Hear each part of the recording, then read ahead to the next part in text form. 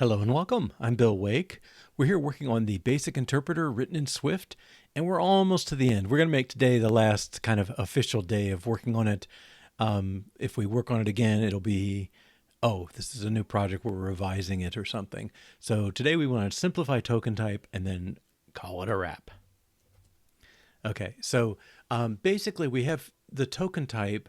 Right now it's an enum and it's got attached information on some things. So like a variable has the name of the variable attached, or a floating point number has the floating point value attached.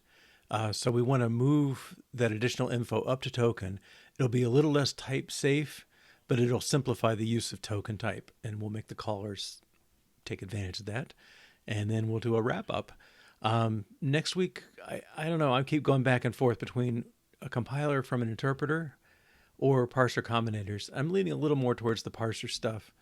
I don't know. The compiler stuff is one on my refactoring list that I want to do, but this article's a little fresh in my mind, so I think I might take that. It's not a huge project, maybe a few days. All right, and let's go to our code. All right, move additional data from TokenType to token. So let's take a look at token.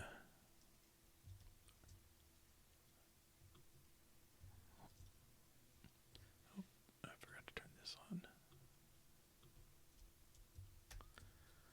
Okay, token. All right, yeah, so here we have TokenType.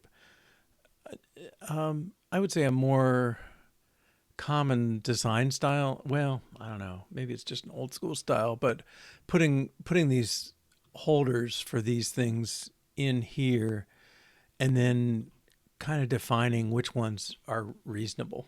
Okay, so I think what we'll do is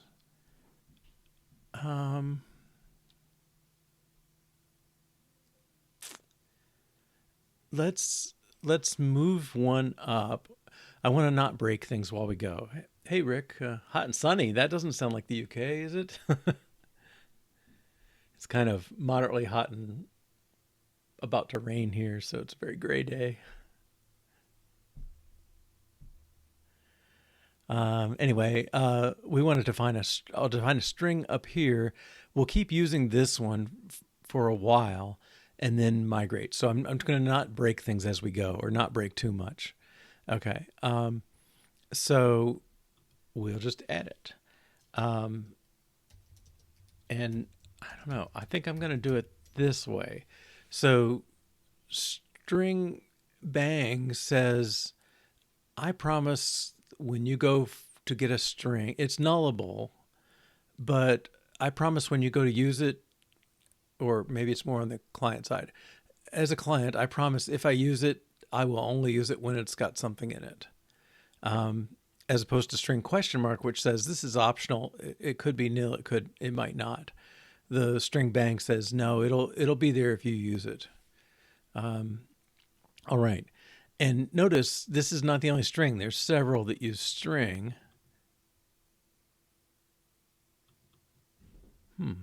Does anybody reference this one before we go too far here?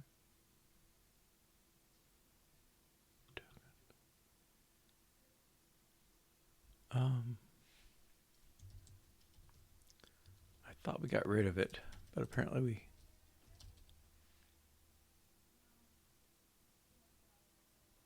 Got a flag. Yeah, we check for actual string. We made them all strings, so this case goes away. Okay, let's make sure tests run.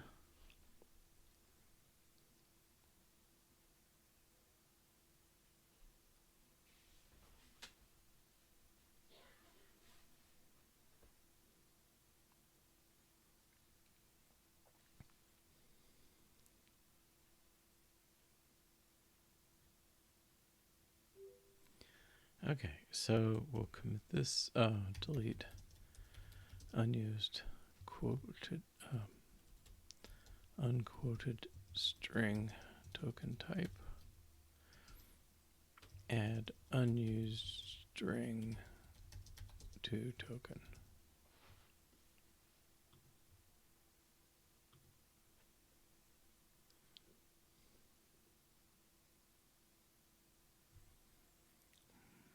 that. Okay, good. All right. Okay, at any rate, variable and string use it. And what about down here? I think he might, yeah, predefined as well. Okay, so, and I'm gonna break my normal rule and put a comment in here. The string is the error message. Okay. All right. So now, anybody who creates an error, I want them, well, this is going to be a little tricky. If we look at lexer, this thing produces token, but everything else kind of talks about token type. All these other methods. And if they're returning a value with their token type, that's really not helpful. Okay, so error is probably the worst one to start with. Let's find .error. Okay.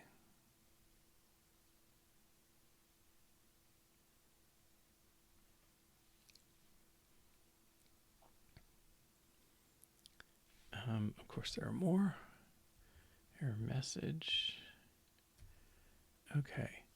Yeah. So let's not start with error. We'll work our way up. Let's start with string. Strings need strings. It's probably not used a whole lot of places. String. Unquoted string and normal strings. Okay. Let's start at this one. Okay, so right now,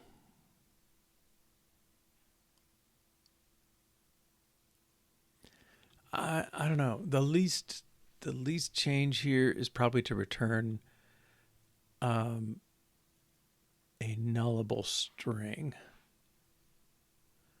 as well as the token type. But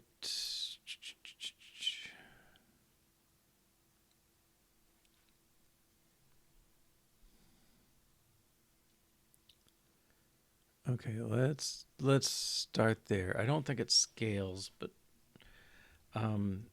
if this thing returns token type and an optional string, okay, the caller needs to deal with it.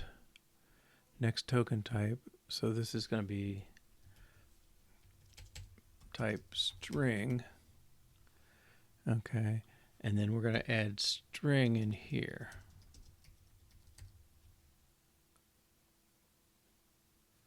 Okay, and hopefully that works with has no member at end. Okay, yeah, so all these are going to have to return something without a string.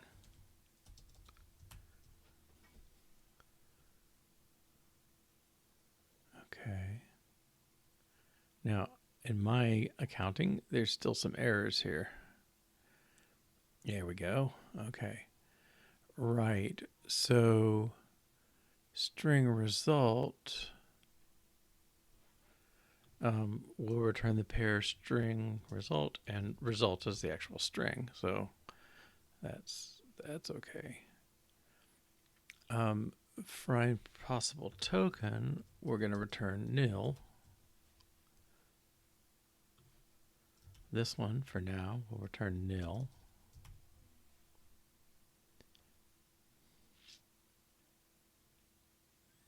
This one, unfortunately, will return nil.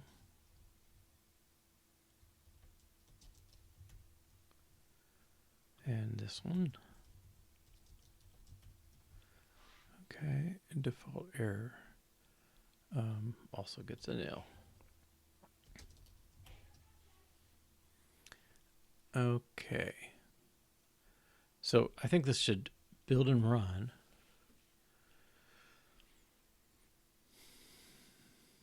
And yeah, I mean, I had several changes, but they were all local, so I'm not feeling too bad about that. Okay, so now let's make, okay, yeah, we want to get string. Let's deal with the other case of string. Okay, so this was unquoted string, and it returns what we want. This one, well, let's go to it.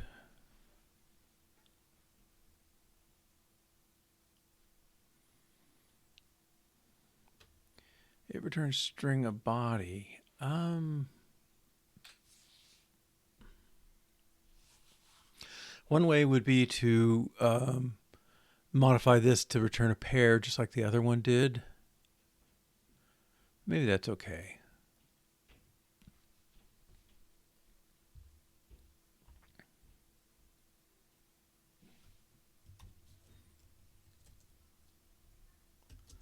Token type string. Okay, and we'll return a pair, string of body with body. All right, and the caller of string should be complaining, but it's not yet. Okay. Let's just return string because it returns a pair. And I think it'll be compatible with string question mark. Okay. And again, we'll run.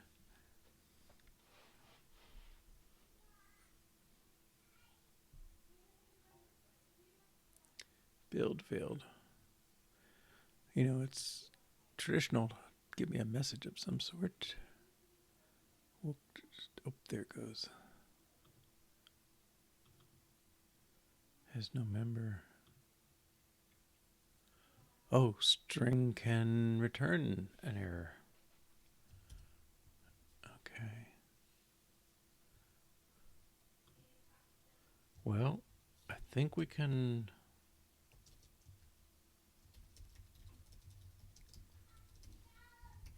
I mean, recall, we're not using it yet or relying on it, so it's no harm to return it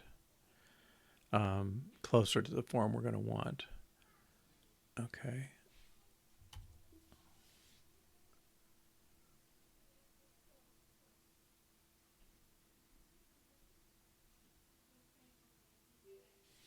All right.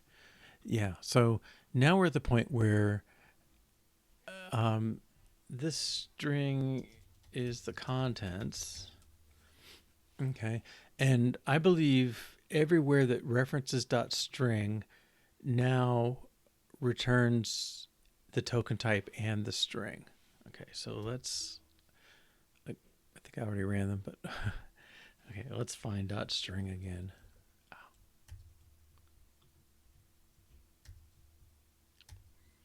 Okay, that's the one in the string, that's the one in the unquoted string, and we're back around. Okay, so now what I want to do is switch callers that are looking at strings to pull their value from result instead of string. Okay, so that means we're going to have to go into the parser. Let me close a bunch of these. Parser tests. I don't think we're going to change any tests. Okay, I don't know. I like tests code types. All right, so let's see who finds a string here.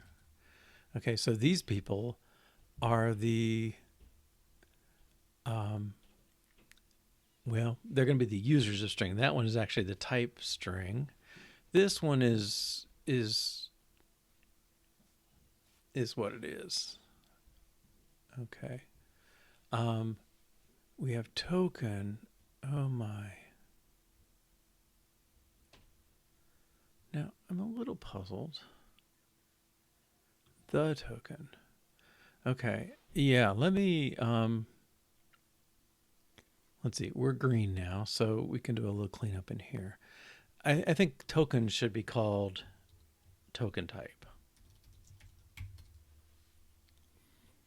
And I think the token should be called token.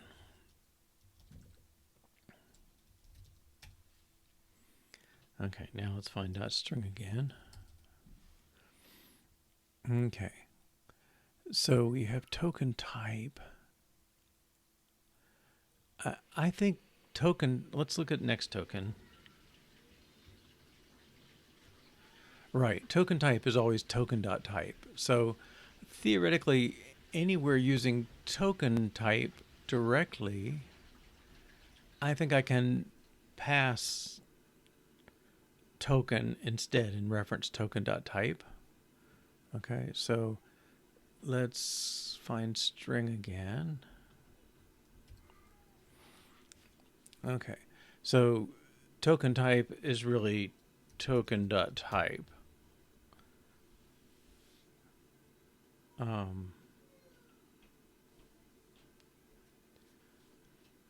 Let's make sure this string is our lexical token string. Well, it would almost have to be. Okay, case string of string and token. Yeah, because it's coming from token.type. Okay, now contents. Okay, the contents of the string, well, they're in the let contents thing, but they're also in the token.string. Okay, because we said every string has written in its value into the token too. Now this, yeah, we don't need it. And pretty soon it's going away. All right, but this should pass.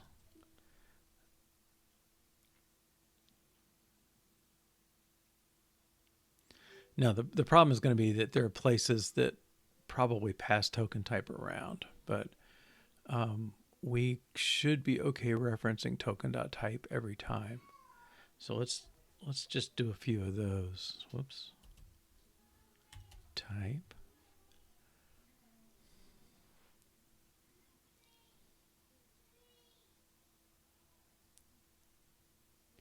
Okay, so that routine's good. All right, let's go for string again. String contents equals token type. Okay, so if the string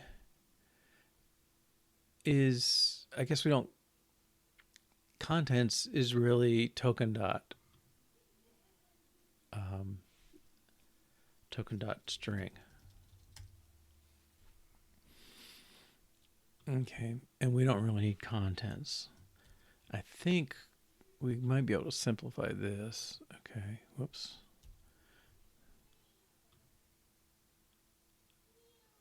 Remove let, yeah. Okay, so string equals token type. And I think you can even do this. Let's see if that works. I don't think you have to specify any parameters if you're not matching on them. Ooh, good. Okay. Let's go back. Can I do that on the other one? I can.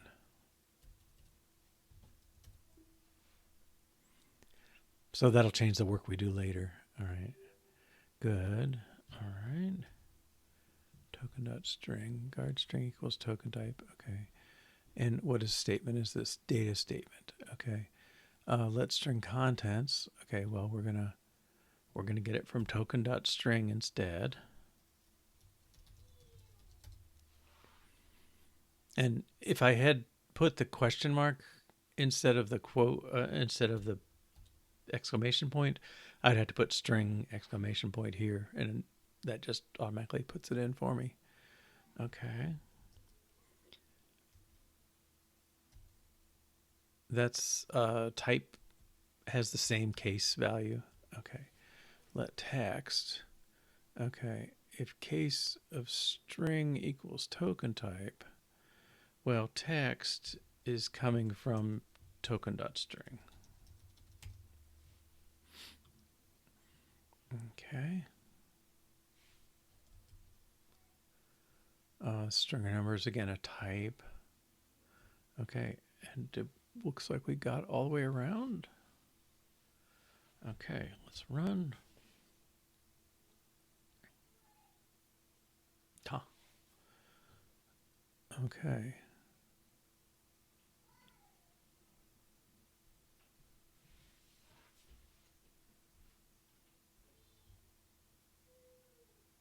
What went wrong?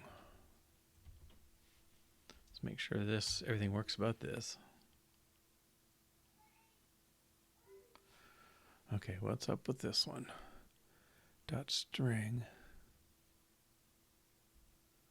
text equals token type. So if the token is a string, oh, we have to capture the text before we skip over it.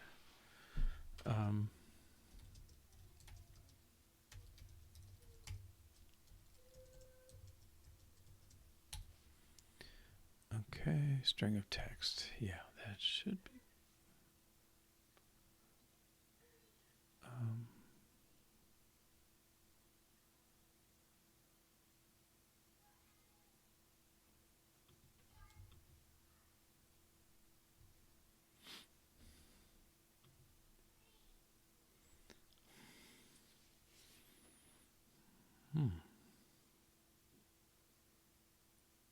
It's still an optional, huh?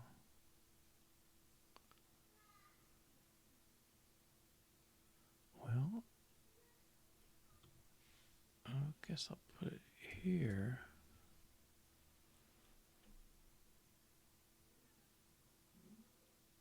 Why wasn't it required in the other cases? I don't know.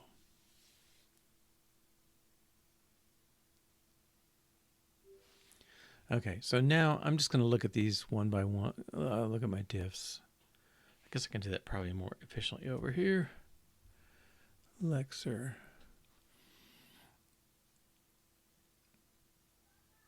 Okay, type string. We added the string, returning optional string. Paired in the results. Nils for some of these. Optional string. Good. And parser. Oh, renamed. I probably should have checked that in after that. Token versus token type. Yeah, that was sloppy.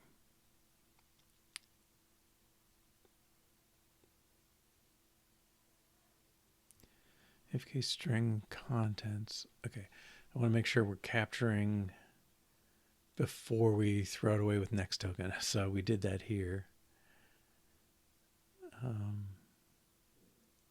Token type. Those are all fine. Token. Yeah, that was really regrettable.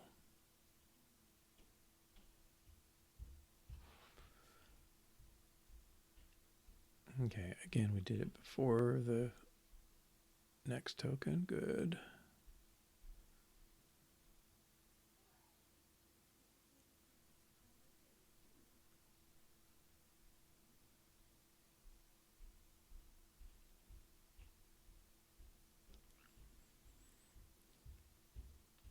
I'd done an experiment a while back to do TCR mode in Xcode here, and it just was too clunky.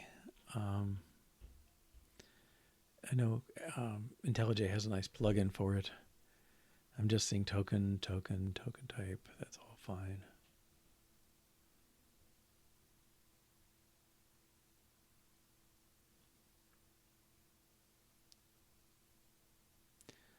But with TCR mode, if you hit save, it tries to check in, and if it fails, it reverts everything. I don't know if it would have me make less mistakes afterwards, or I don't know. We'll see. Rename token to token type. Rename the token to token. And use token.string rather than .string sub value.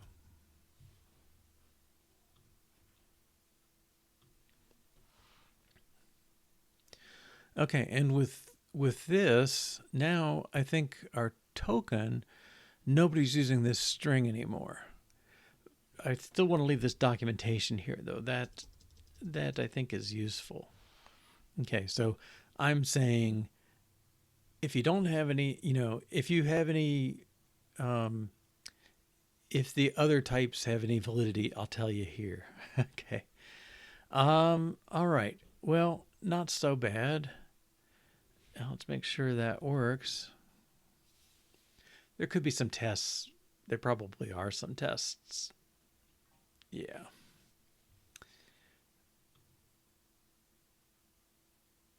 Okay, dot string a body. Interesting. Check string.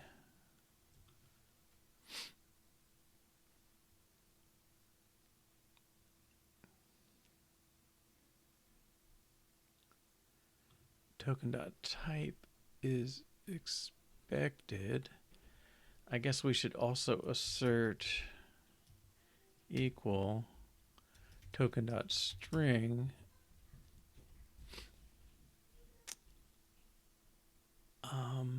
Is that item, I guess?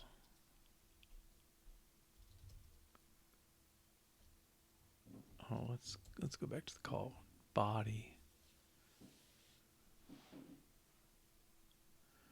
Okay, trying to parse the string body should be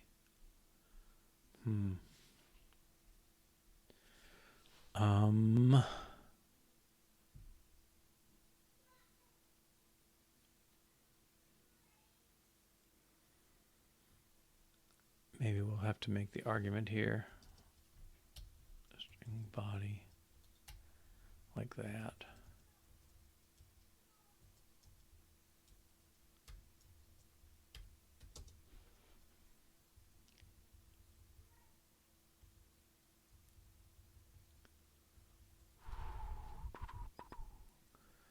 That one's a little different, isn't it?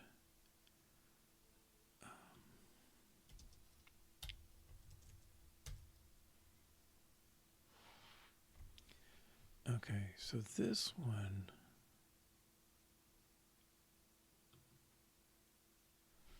I think we're okay in this case. We made this error return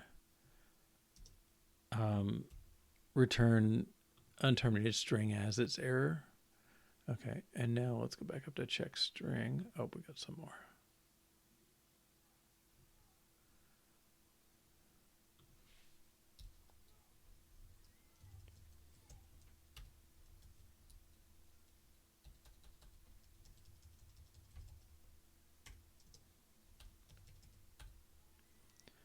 Okay.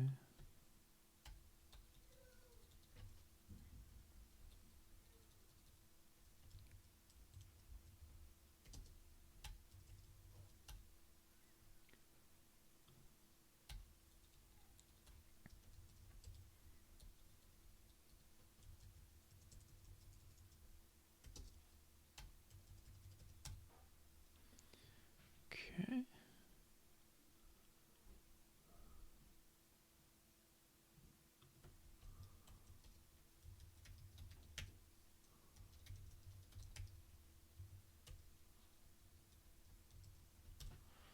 All right, and now let's go back up to check string.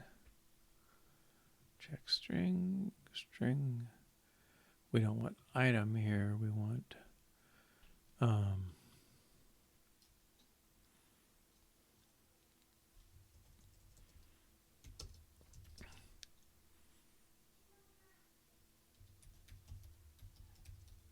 expected string.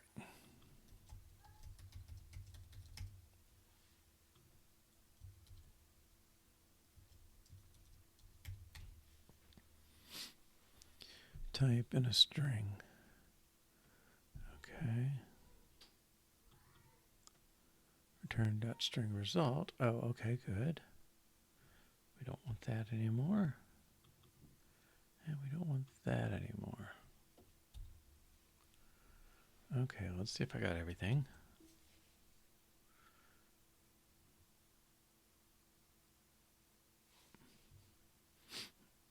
Apparently not. What was this one? Oh, right.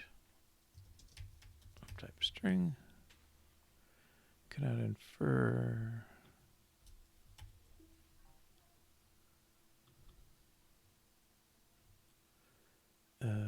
Okay, well, we'll add it for now.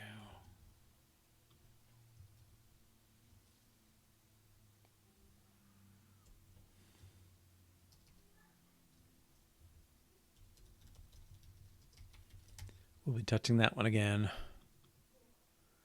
Check unquoted string. Oh, that's different. I really wish it would just guess that the only other thing named check unquoted string is really it. Check. Where's check unquoted?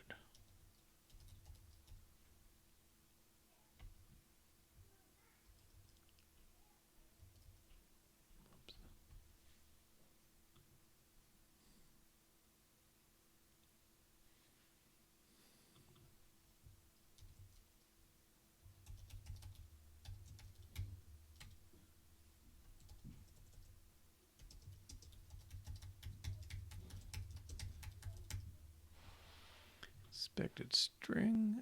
Okay.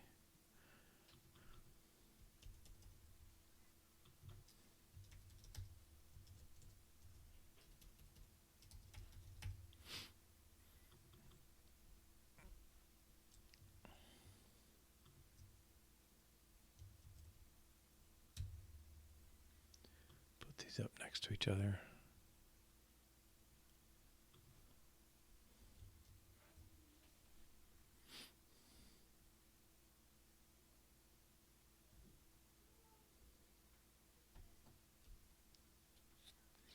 They're very similar, aren't they?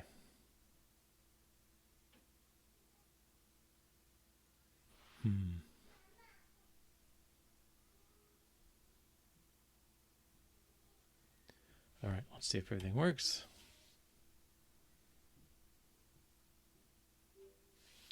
Okay, I have a feeling like we could make these the same. Because when somebody calls check string, see, they're passing in the quotes. And in the unquoted string, they just don't pass in those quotes. So I think if we made this the data statement, which when we wrote the test did not support quoted strings, but it does now. Okay. So I'm driving them more similar. Apparently not similar enough. String is not equal to error unterminated string.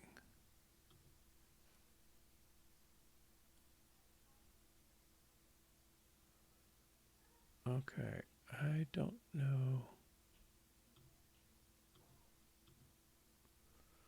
Optional body is not equal to optional body.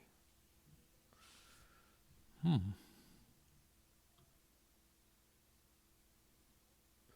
I asserting no?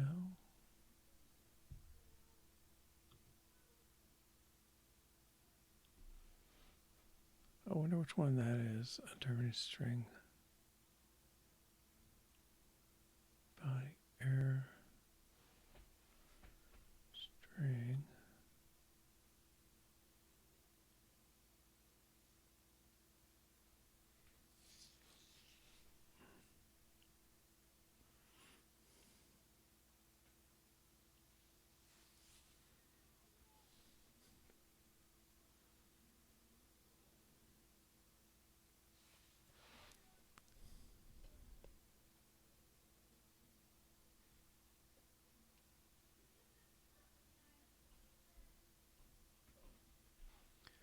Okay, apparently it's not as similar as I hoped. Let's go back and do that. Check.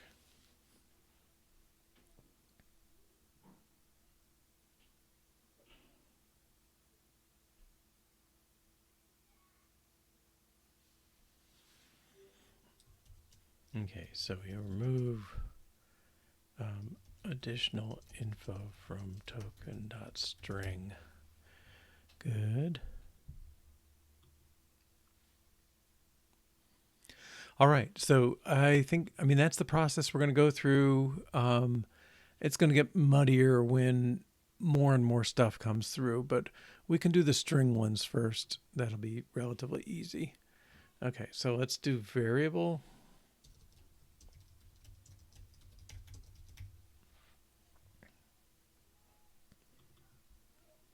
And we want to find usages of variable in the lexer.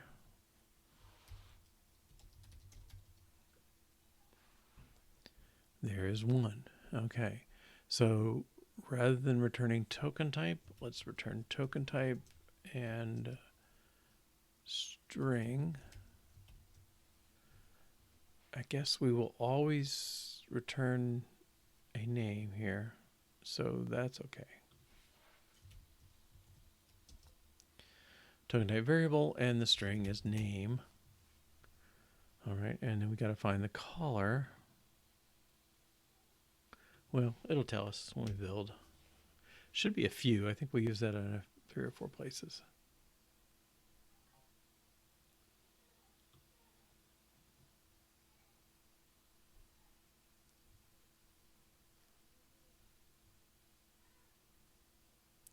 There we go. Handle variable nil. Okay, now it returns the pair, so we don't need to do this.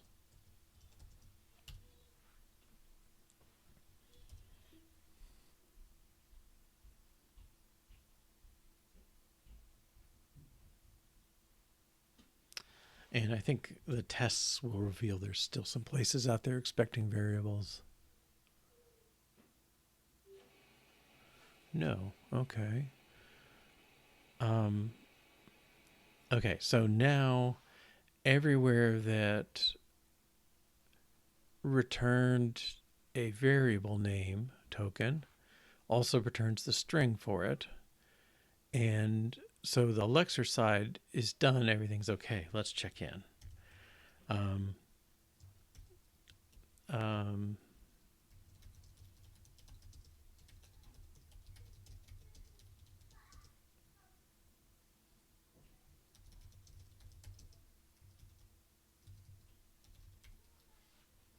Okay. That sort of makes sense. All right. Now we need to switch over to the users. All right. So we want to find anybody using variable and make them pull the stuff from the token instead. Variable, I guess it should be dot variable. Okay, here's one. If this, let's make this token dot type variable, and again we can do this, and we can see variable. Woof. Variable. Well, let variable equal token.string. And I might need an exclamation point. I don't know. Yeah. Thought I would escape those, but apparently not. Okay. And we can probably get by without it at some point. We can work around it.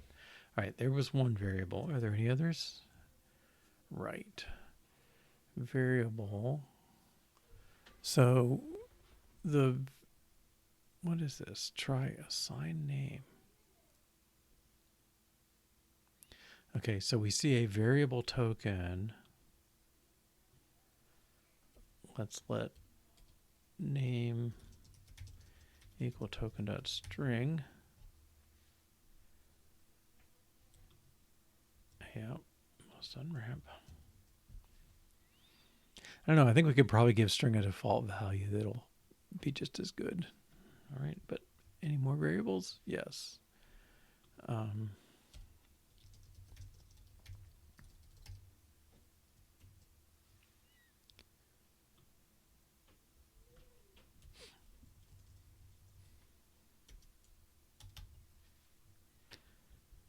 right, and this, because we're writing it in both places, all the tests should still pass.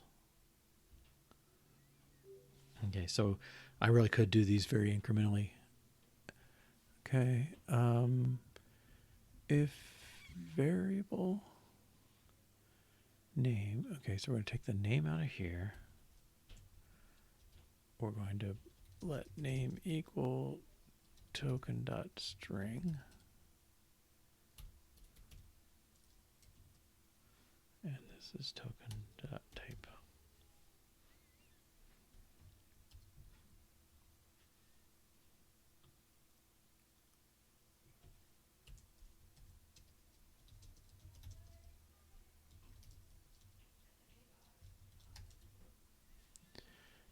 equals token.string. Make sure I haven't messed anything up here.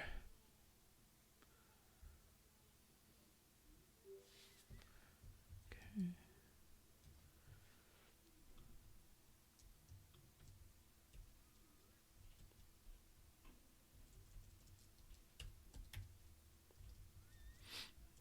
And I don't really need to assign the variable.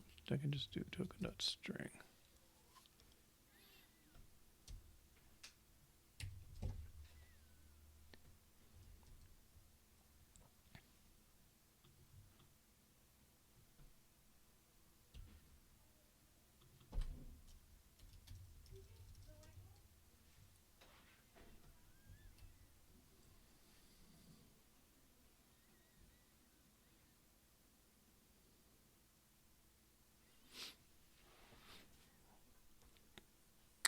I think this is our parse. Yeah. Okay, we only want to do the ones that are tokens.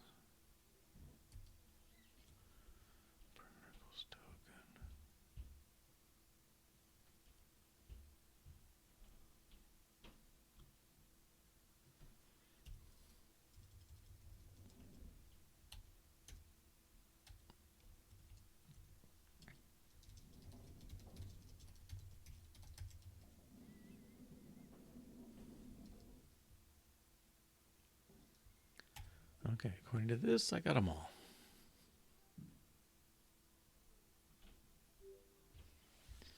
Okay, let's commit this. So we make sure variables. I guess we did the token already. So this is when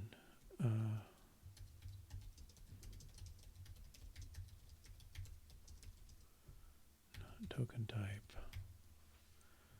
Okay.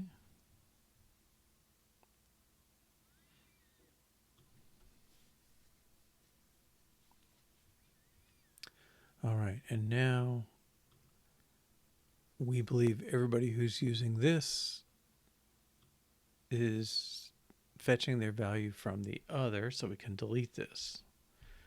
And this is when we get a lot of complaints. Let's build.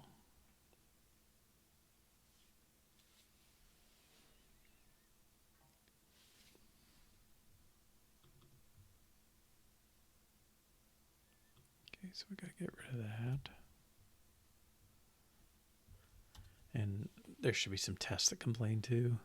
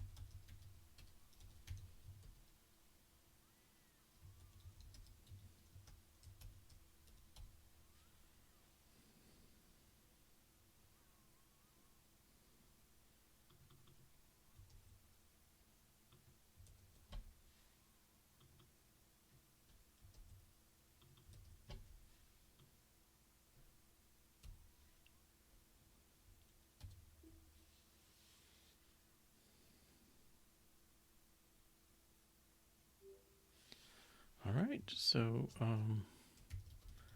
delete name from dot variable, and now in token dot string.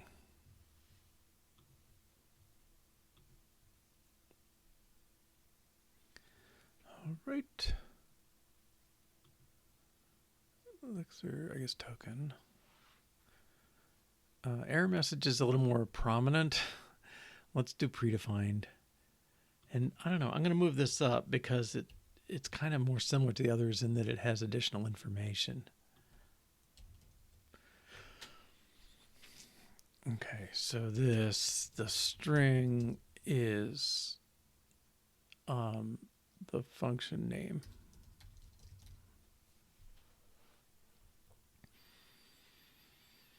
Okay. And we want to find anybody who creates a predefined and have them make sure they set the function name.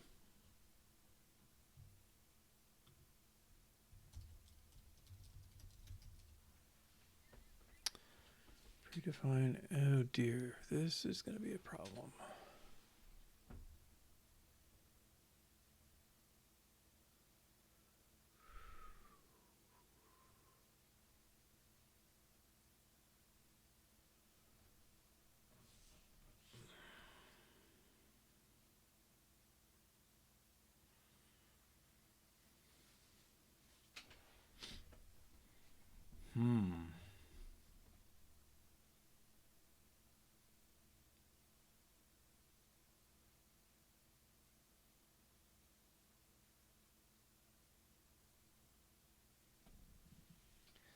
Well, we're going to change the way we do this. I hate listing the information twice, but I think I'm going to have to.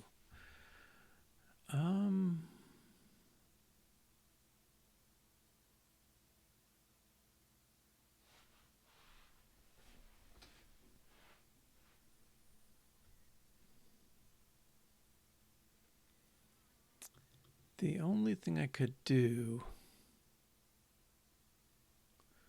well, not the only. One thing I could do is return tokens instead of types.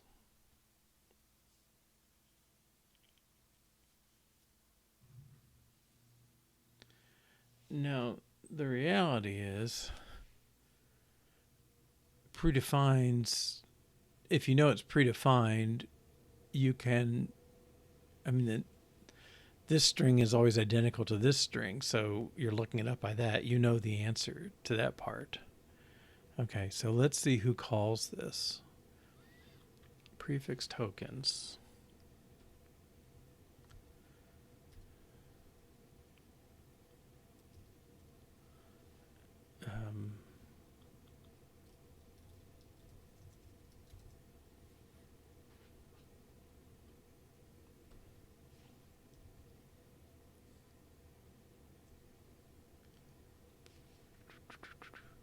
Yeah, we definitely have situations where we have to do some fix up on it afterwards.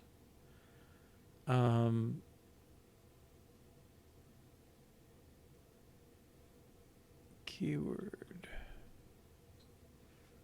Where's keyword?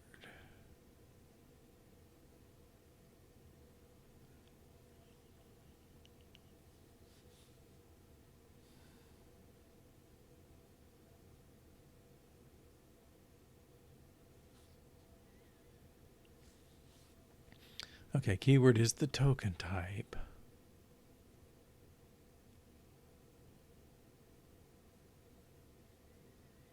But we're returning token type.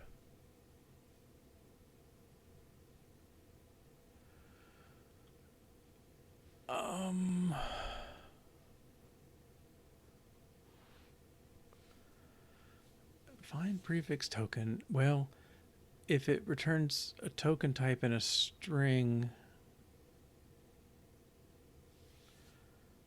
I think we can do it. I think some of this mechanism is going to go away, but for now, if the keyword is token,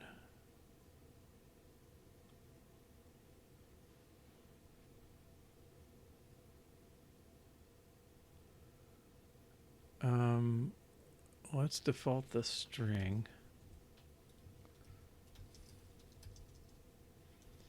is nil. Optional string. Okay, that's a return type. Okay.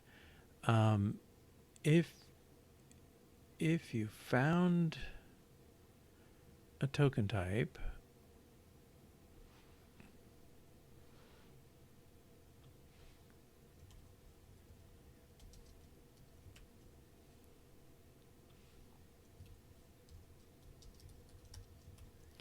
I guess this is var string. Okay. You found a token type. We return the string as well. All right, this should work. Nobody's using it, so it should be, oh, caller may be messed up. Yeah.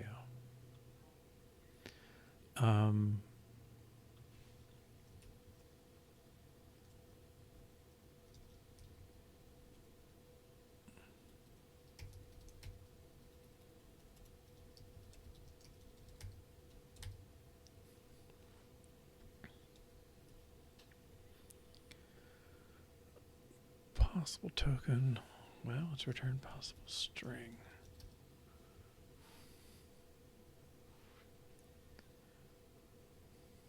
Okay. This one, because it's not nil, we know it exists. This one is allowed to be nil. All right, I think this is okay too. Well, not two. I guess I didn't pass last time because it didn't compile, but I think this should build and run.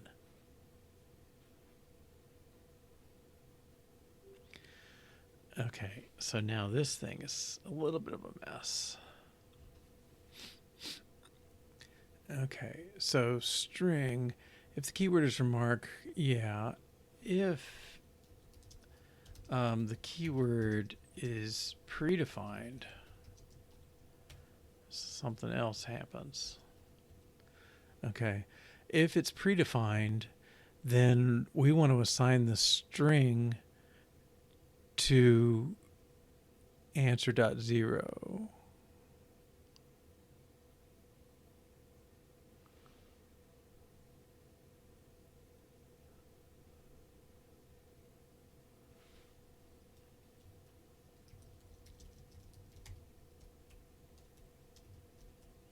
Okay, we know it's not nil. We skipped over it, but we still know it. We haven't changed answer. Okay. Remember predefined produces type token type. Ooh. Keyword equals predefined.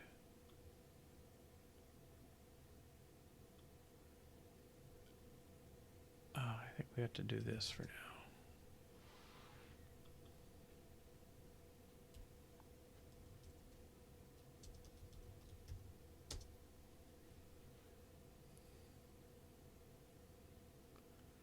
Okay.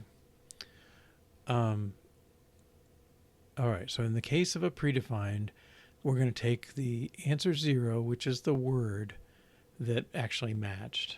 Okay, so yeah, so prefix.token, prefix tokens, jump to definition. Okay, so now we are guaranteeing that the string value returned is going to be the same as this, which is the same as that. Okay.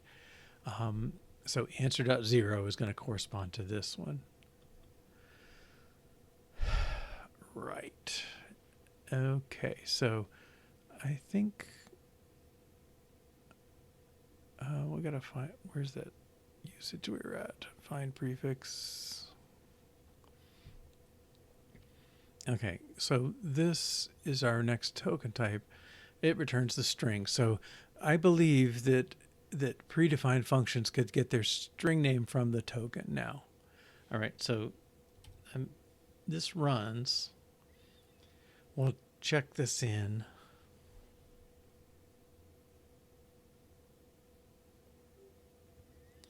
Okay, so predefined functions.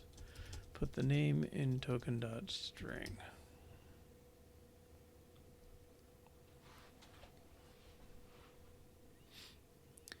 Okay, and now we want to do the parser.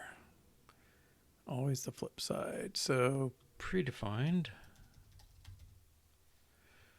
Okay, well, let name we don't need anymore, because we know we can get it from token.string.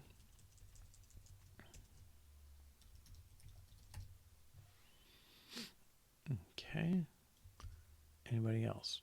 Predefined. Well, that's the one we're calling.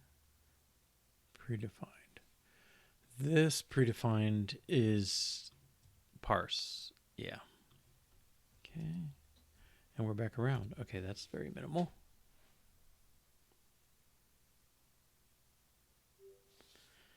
Okay, so in parser, use predefined name from token rather than token type.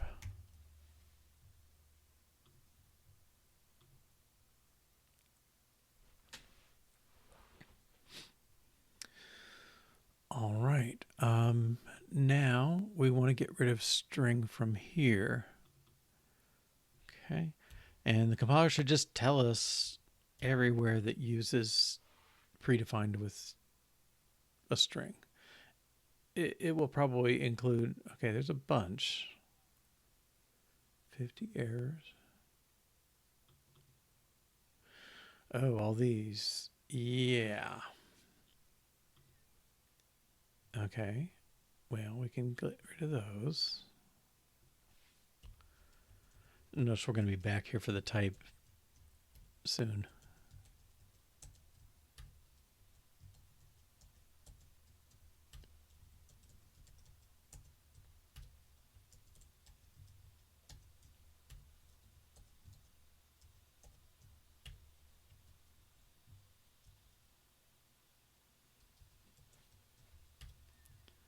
Looks like I lost a backtick up here somewhere.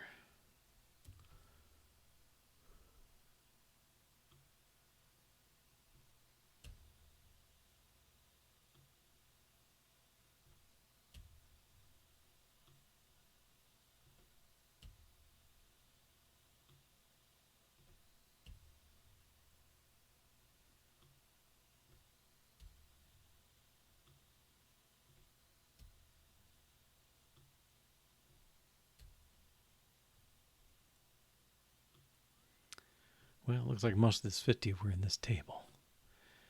Not all. There's still going to be a couple more. And then there'll be some test issues.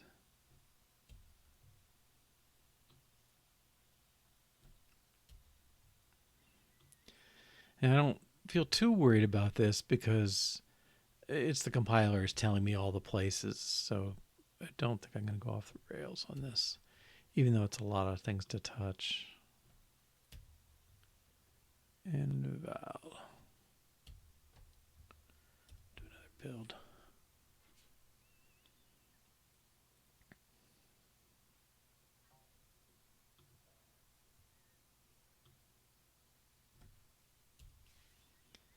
All right, and then now the tests. Argument in call, check token. Well, we're going to have to take this out. Well,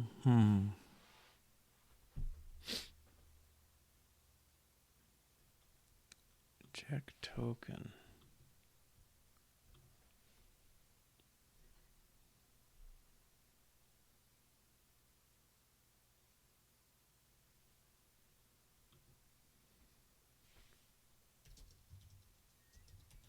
Let's say expected string, uptype string equals nil.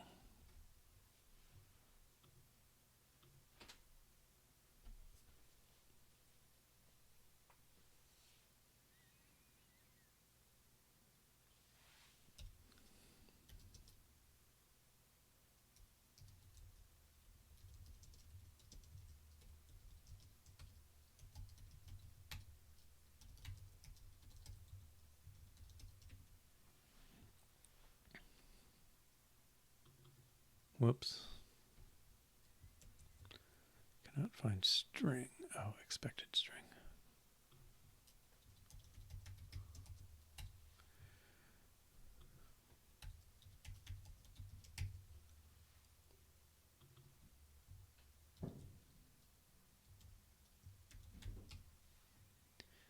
Okay, so I'm doing this so I don't break every call, but this one is going to need the string.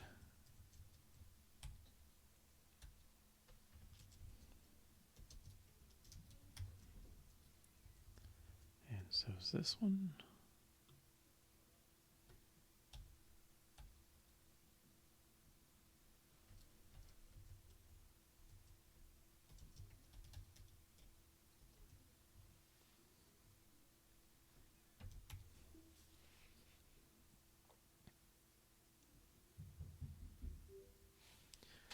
All right.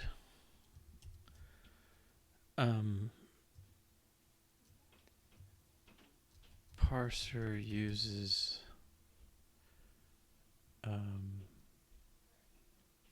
token.string for accessing predefined name.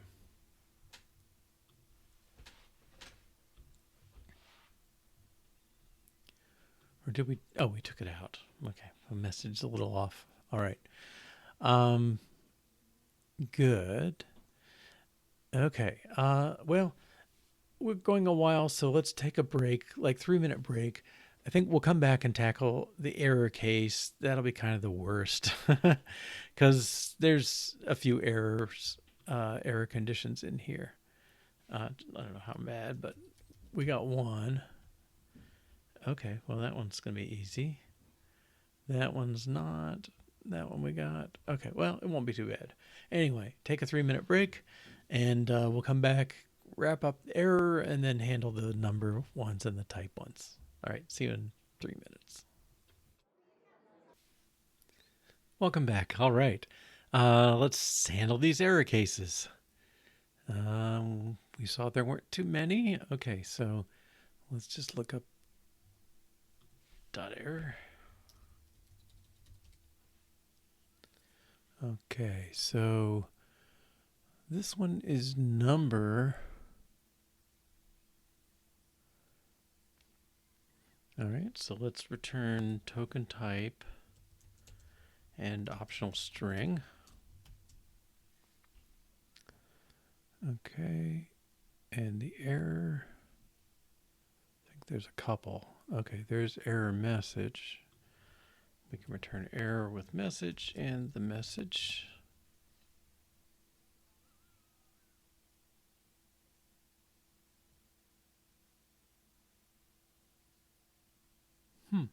That's really kind of weird, isn't it?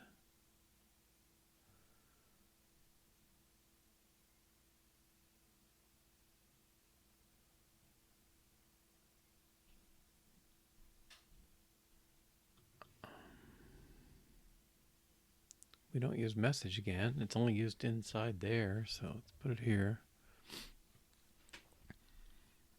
And I'm going to inline this second one since that's the one that's going to stick. Okay. And this return, oh, how weird. Okay. Is going to be with a nil. And this one is going to be with a nil.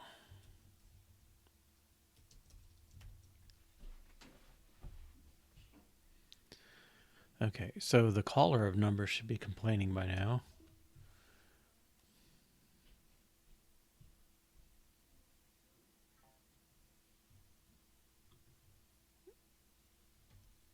With an error message.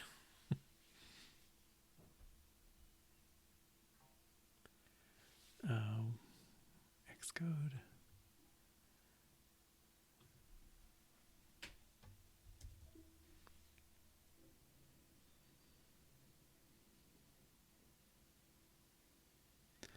Thank you. Okay. Turn number nil. Well, number now returns a pair, so let's take that off. Okay. And tests. So we're trying to get to the point of returning the additional information, but not using it yet. Okay, so error messages now return error string in token rather than token type. Or This really has well as for the moment.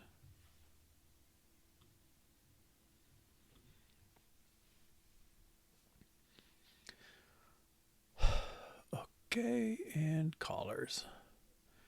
So, and unfortunately, once again, we have this overlap of types, but we don't want parse error. We just want token error. There's one. Oh no, maybe not. Error is parse error.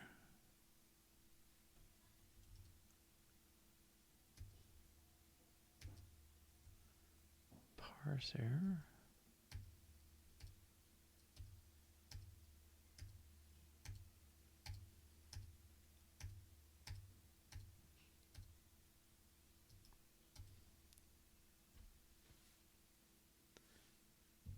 Okay.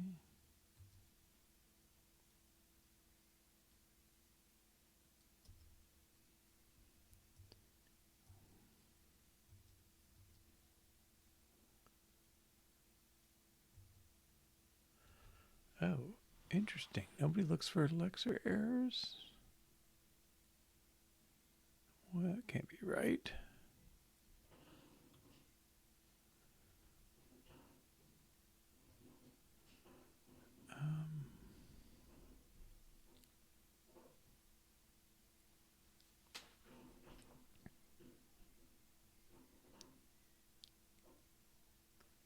Okay, there's the line. Let's look at statements. Error token equals token type.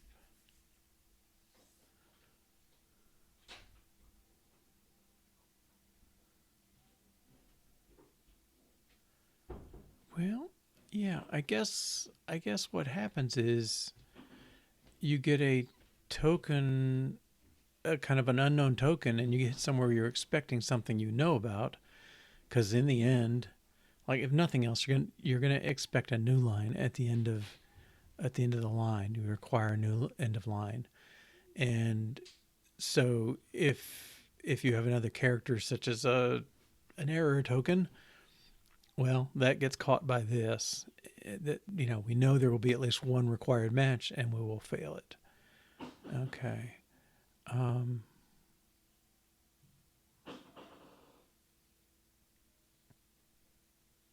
Okay. So oddly, I'm guessing there are tests that are going to care, but right now we have no changes, right? Yeah. Okay, so let's take that message out of here.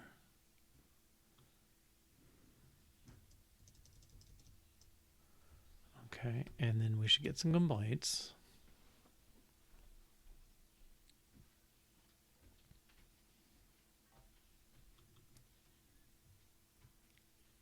Check token error with unexpected character.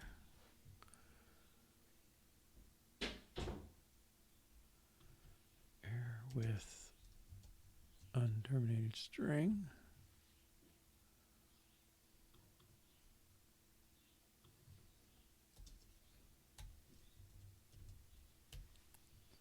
It's missing.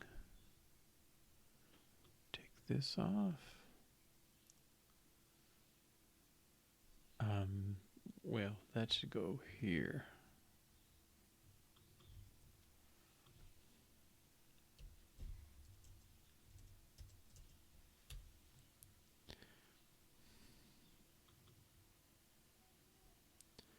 Message is exponent value is missing. We don't need that.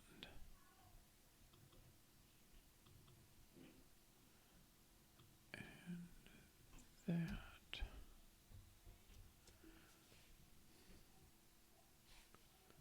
Miss a couple.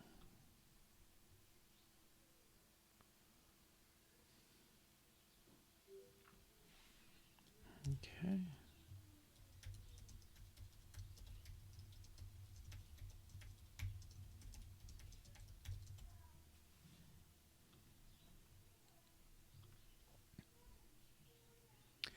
And I think to some extent, this this error message is really more helping us test the lexer than it is showing up useful in a useful way in the parser.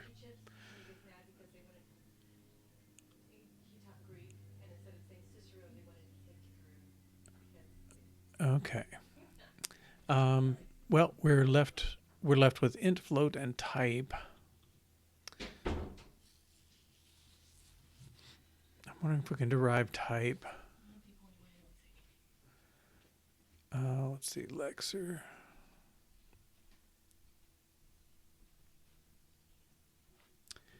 No, because we can see we got n to n and s to n are showing up. I don't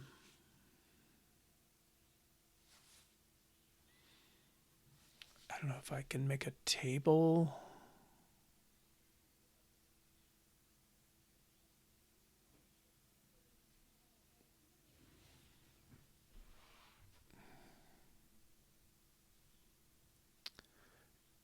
Yeah, let's map each of these to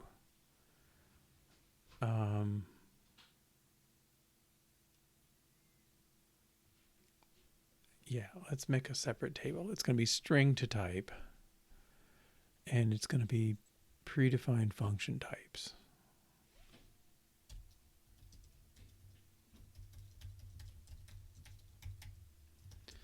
Mapping string to type. And it's going to equal.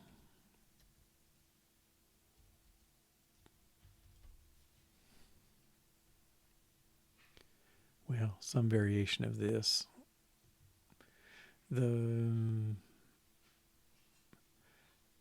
This list has to be ordered because of the way it matches things like this. You got to check for less than or equal before you check less. But our new table is perfectly fine as a map, a dictionary. All right. Oh, let's see if I can do this multi-line edit thing.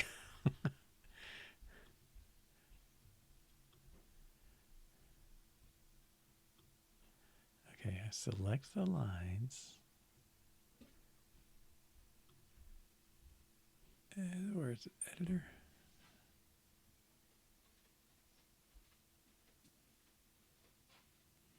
It's like Command-Shift-E. Oh, there is a lineup. Alt-Command left bracket. Folding.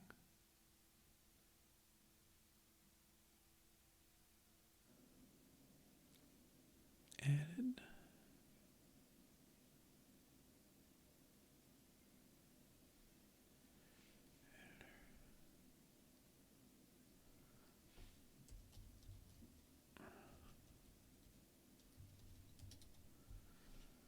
Select.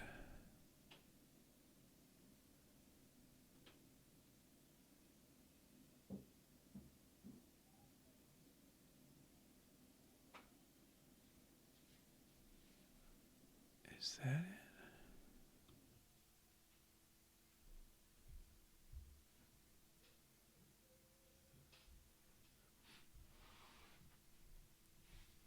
No, this is string to type. I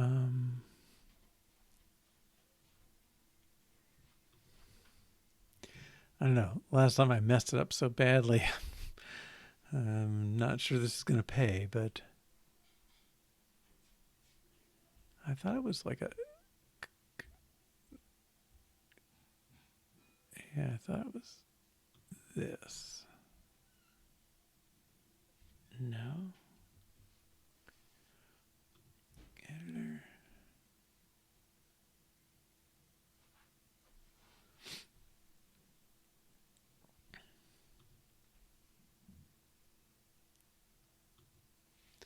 Well, I thought it was Control-Shift-E, Control-Alt-D. Not seeing it. Okay. do it the old-fashioned way.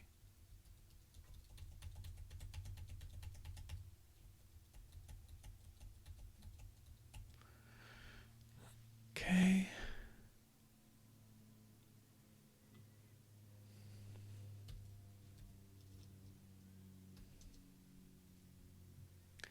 Well, this one I can probably do.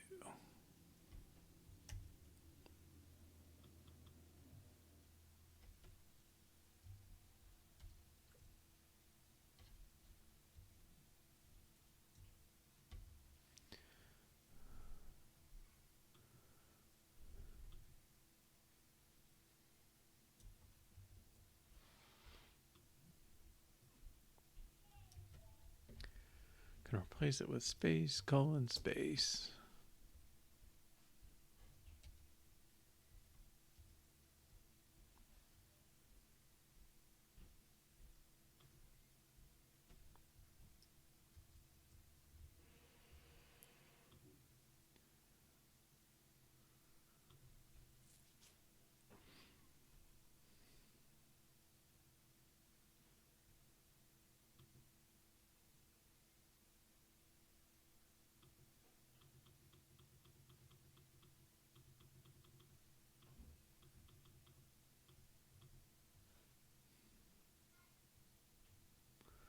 Those we're leaving. Get rid of the extra parens.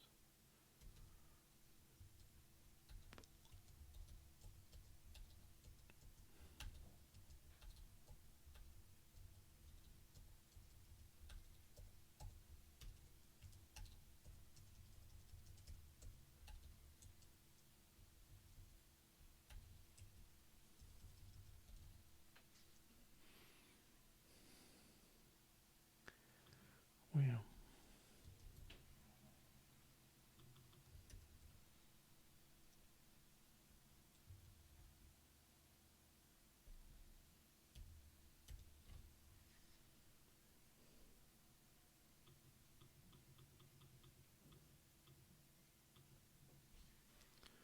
okay. No one's using this, so there's no harm.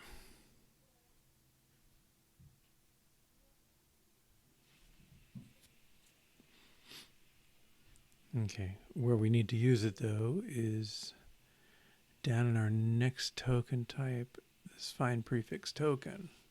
Okay, so we may have a predefined and I don't know if this is the best way to do it, but if it's predefined,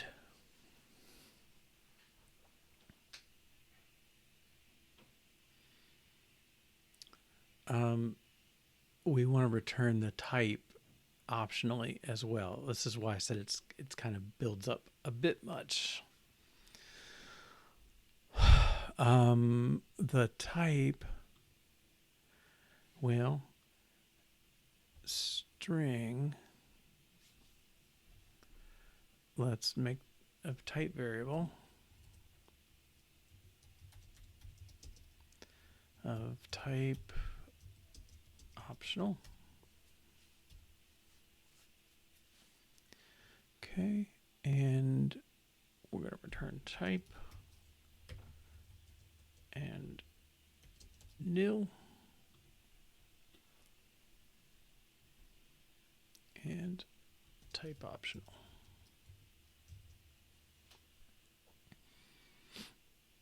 Yeah, it's a bit much. Okay, but this should all still work.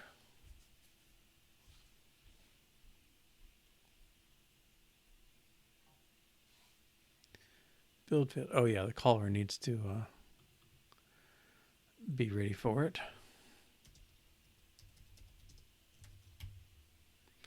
So possible type, and we don't use it.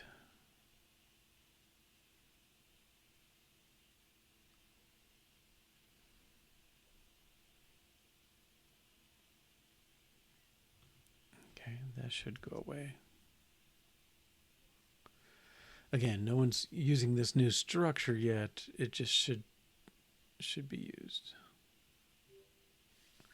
Okay. And down here. All right. So we would like to make it return the type in the case of predefined. All right. And so we want to say type equals predefined function types of string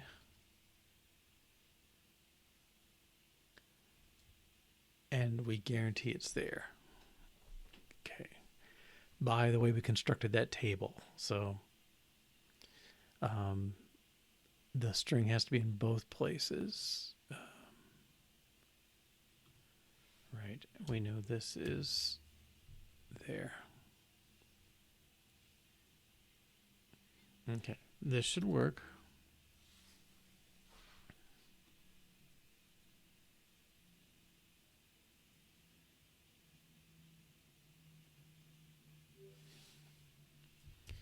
Okay, so make predefined functions return their type separately.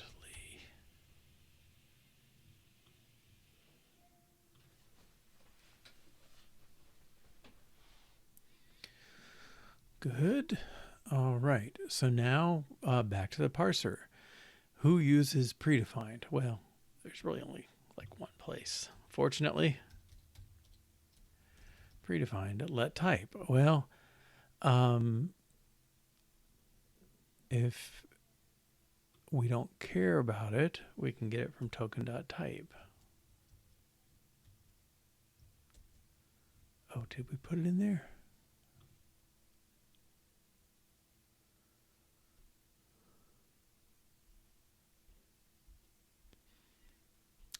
No, we didn't. Okay, let me undo this. We got to pass it along. That's where the growth comes in. So possibles type also has to come out of this thing.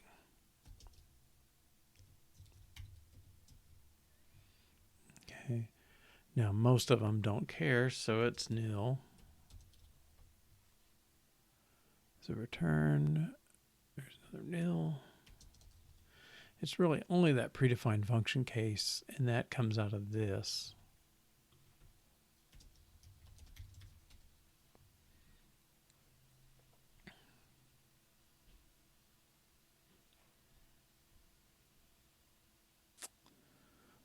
I don't know if there's a good way to do these.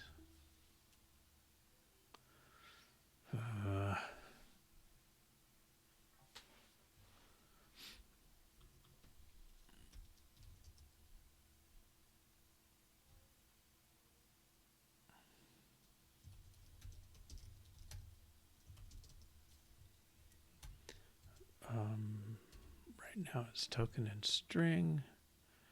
We want to return token string nil.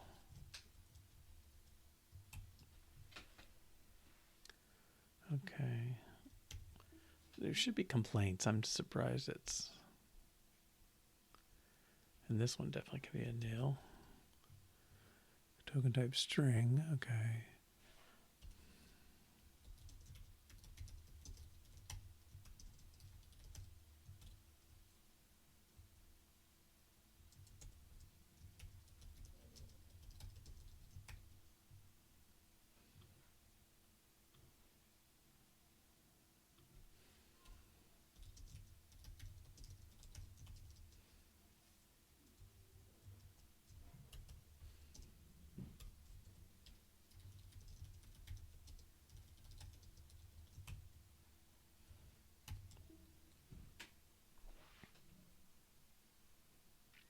Now the caller should be doing something with it. Yep. Okay.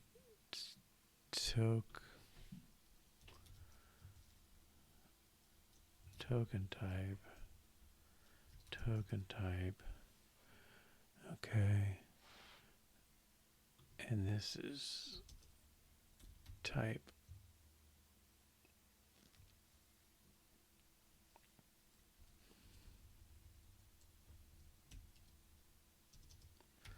I guess we didn't add it here. Oh.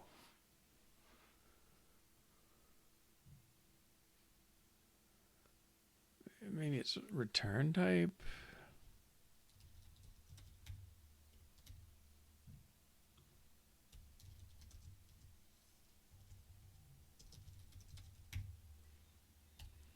And we need to modify our token. Token.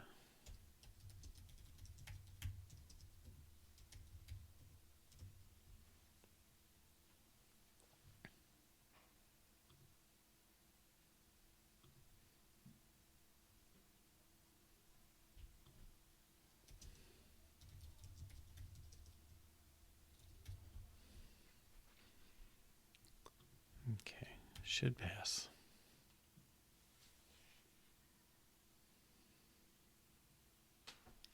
There may be assertions messed up. No? Okay. So make token hold return type and pass it back from predefined nil in other cases.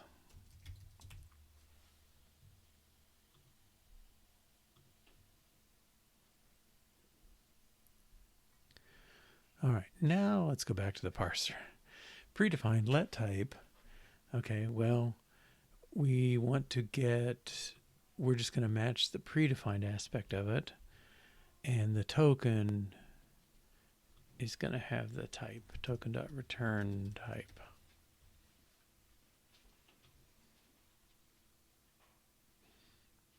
Okay. And I don't think there's any harm there. Okay. Predefined again. We pass in the type.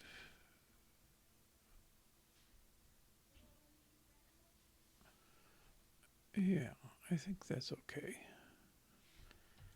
That may be it. This predefined is the parse. We don't interact with that. Okay. Should pass.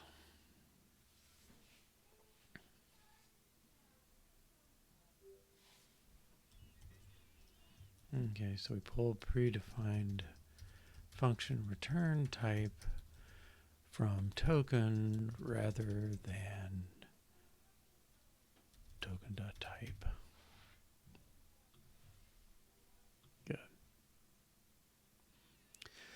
Okay, I'm going to pause those for a minute. Let's get rid of all this token type thing completely. Let's just always go through token.type. Oops, if I could type. Okay.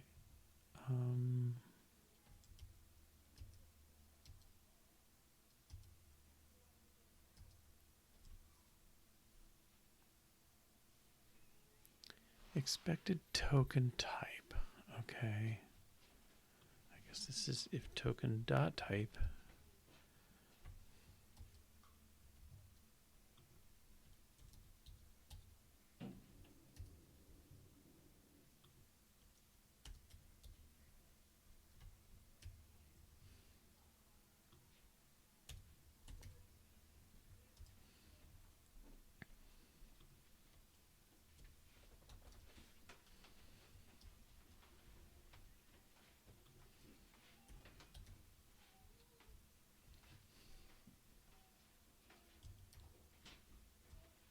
That's not it.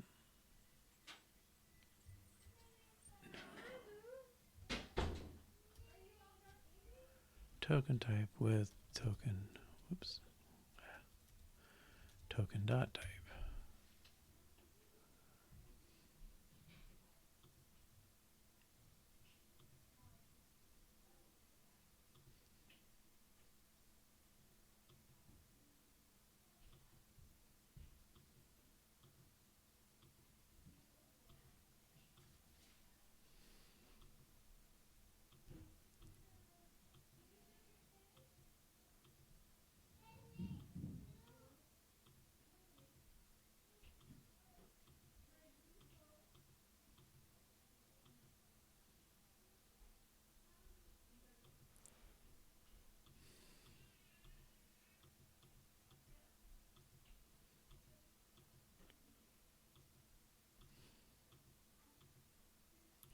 Let's get through this one. Let's run our tests. Should not matter. Okay.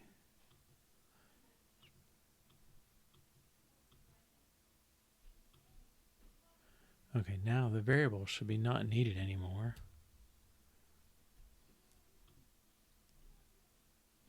That's capital token type. That's the variable being shadowed off the token. Okay.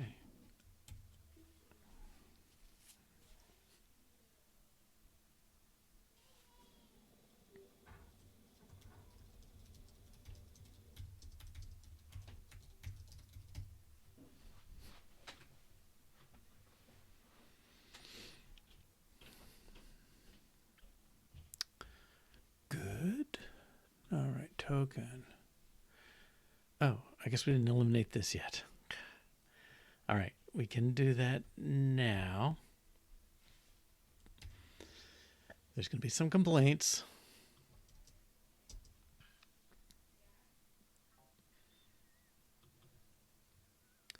Predefined. These all differ.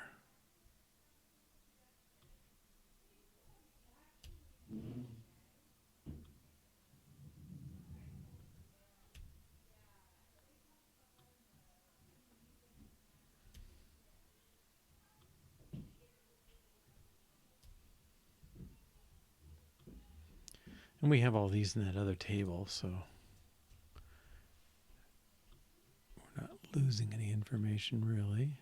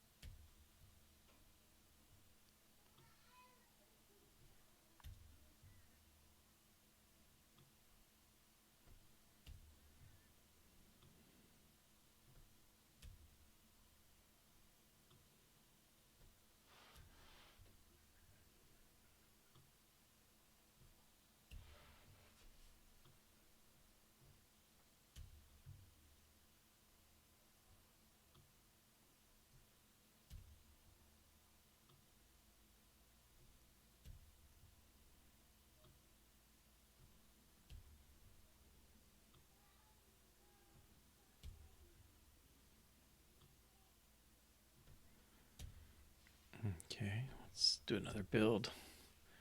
Should be a little cleaner. Still be some instances.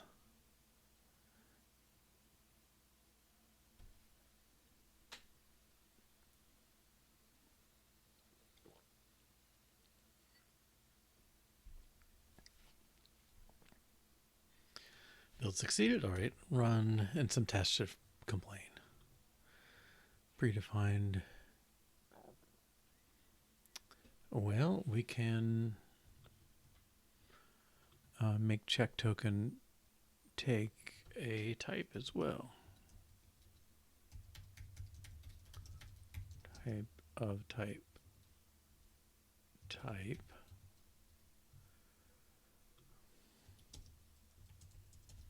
Optional equals nil.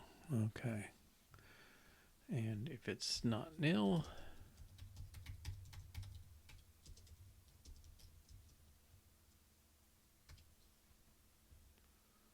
then assert equal.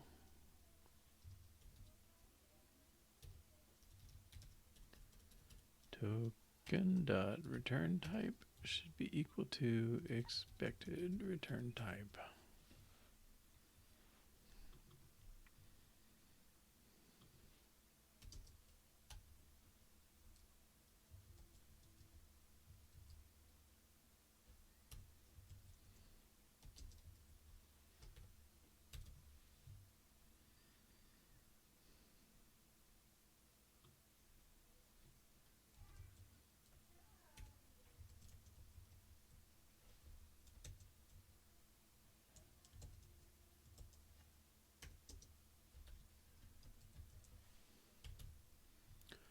Good.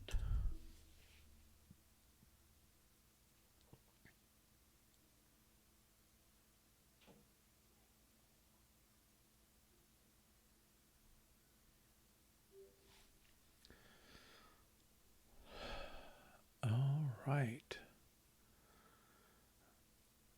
So we've eliminated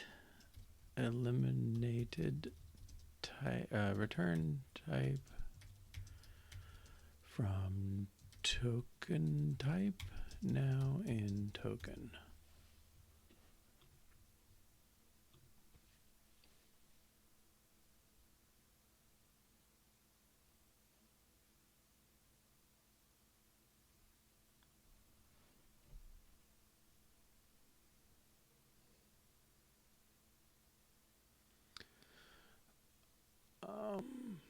I think maybe result type might be a better name.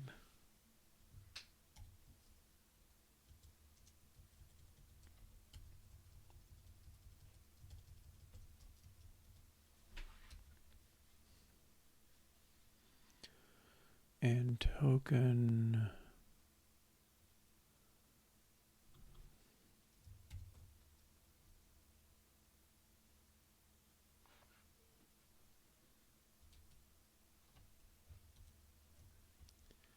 Oh, you're so close.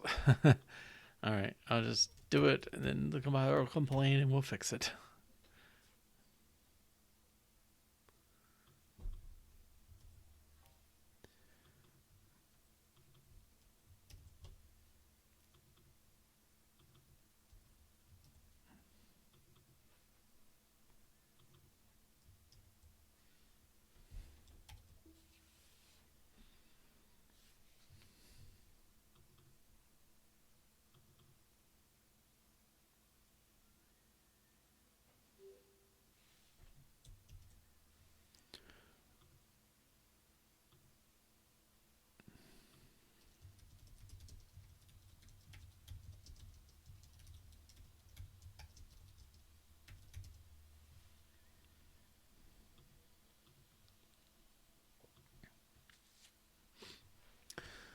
All right, we're getting there. What do we got left? Just the number and the float. Looks like, yeah. And I don't know, what's our integers? Because we don't really require full-size, like 64-bit integers, because that just wasn't the case on the old PCs.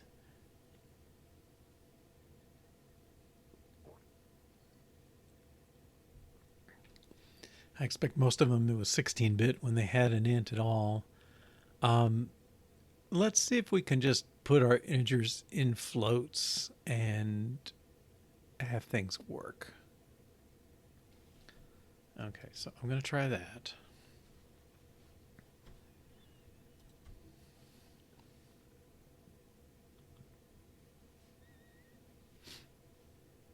Line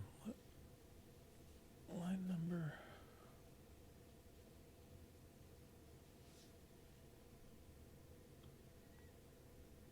Line number with int of line number.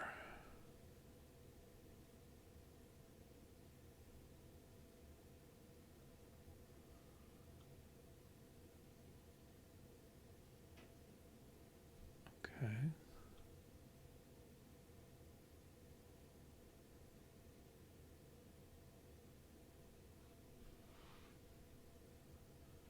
Oh, well, that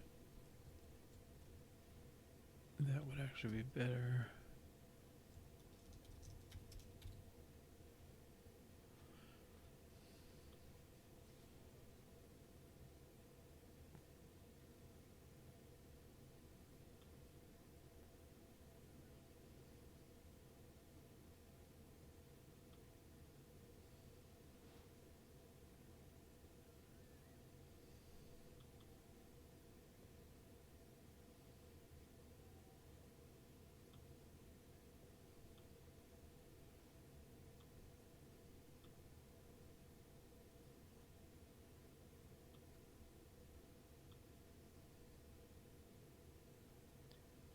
Targets are line numbers. Yes, that's true.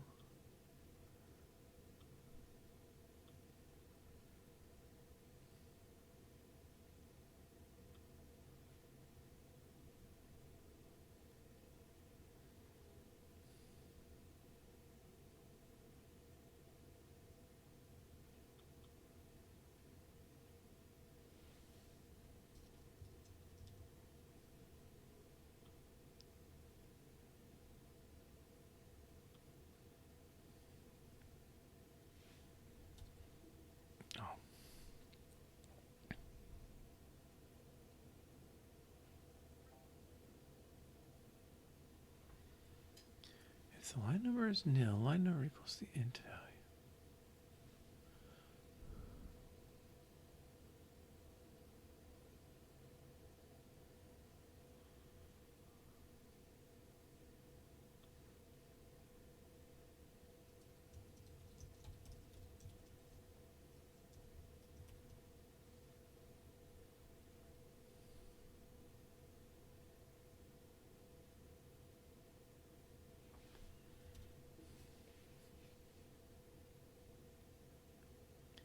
Guessing there's some tests that compare float versus int.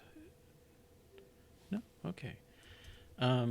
Make int integer token hold a float which is big enough for its range. Integer's funny for us because it's really just kind of like line numbers. I guess line numbers and array dimensions are the only two things that are truly ints. And the ranges get converted anyway. So. All right. And in token now, we can add the field. I'm going to rearrange slightly.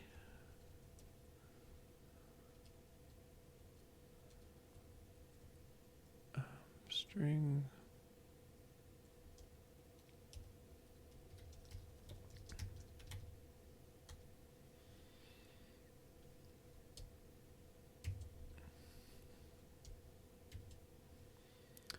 Okay. Somebody's got to initialize with this field, I think.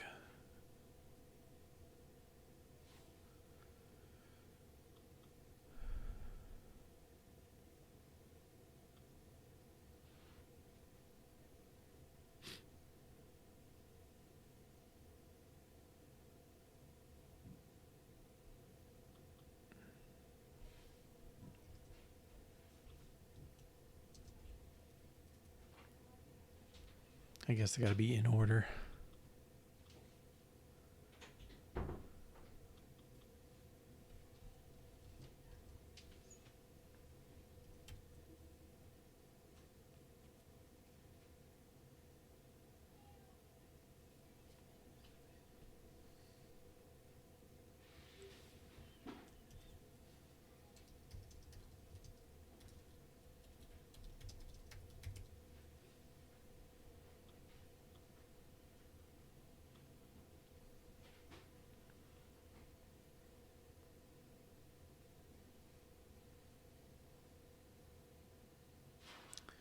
Okay, and now we need to propagate those float values up.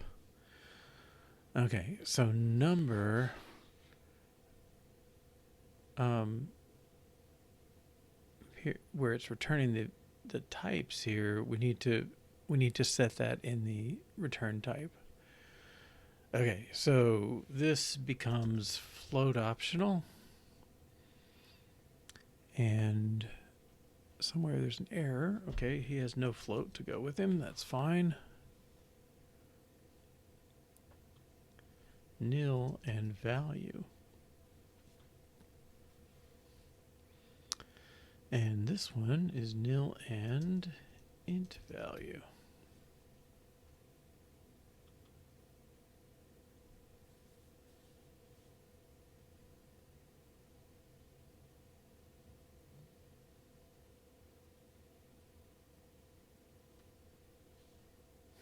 This just strikes me odd. Can't convert string. Oops.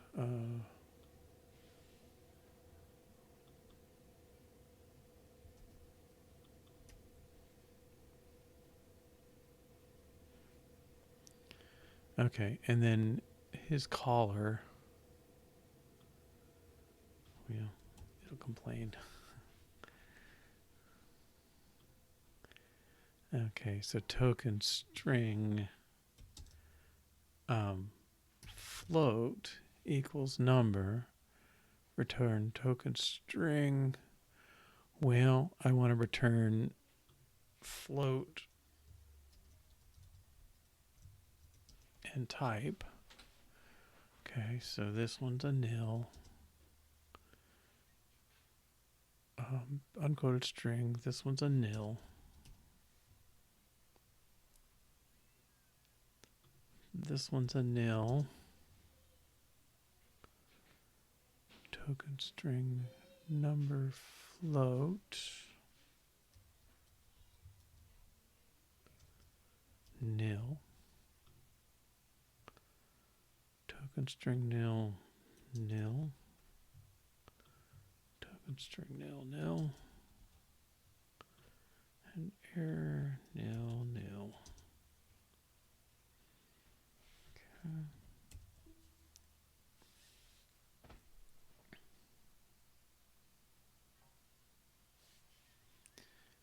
Missed something somewhere. Token string return type float.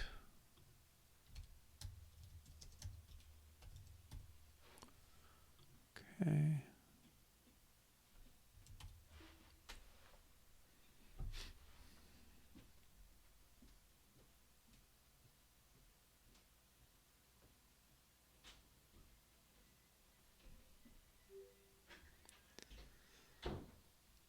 All right.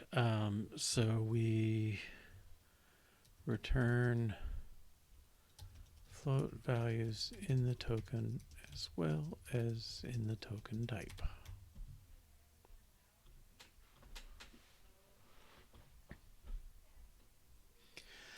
And we're back to that usual kind of slow change meta pattern or safe change meta pattern. We've added support for an additional way to do things. Now we make the callers use the new method. And then once they're all done, we can change them one at a time. But once they're all done, we go back and we kill off the old mechanism. All right, now there's a few more places using numbers. So let's look for number. No. Was it number? Token. Yeah, number and integer. Okay, so we got to find tokens that are numbers.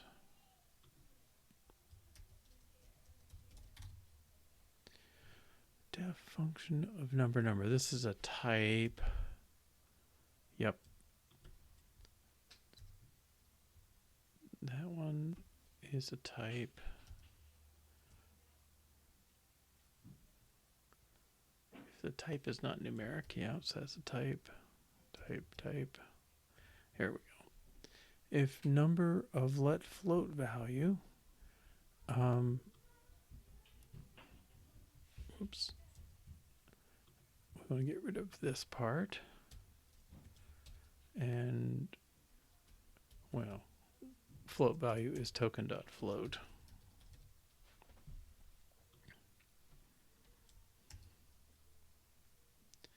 Expression.number is not a token.number.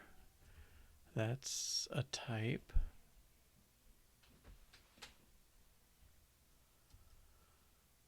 Type checks, that's a type. Expression number, okay. We got the floating point ones done, I think. All right, now we're going to look for dot integer.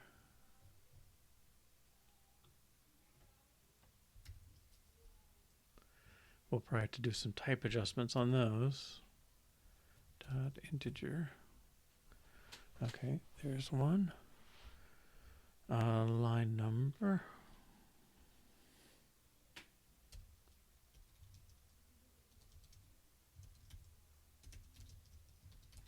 And we can go ahead and convert it here. Token.float. Then we don't have to convert it here. Okay, we don't need this value.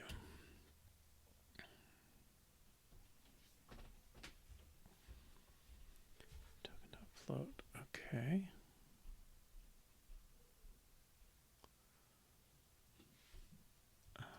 Dot integer again.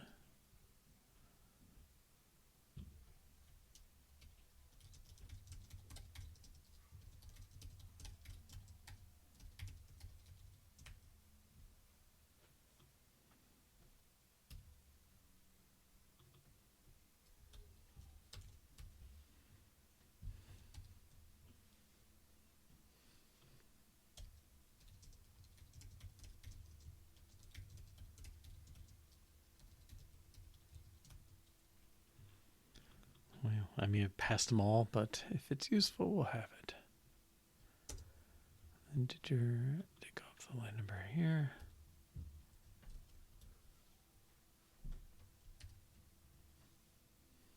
If then, okay.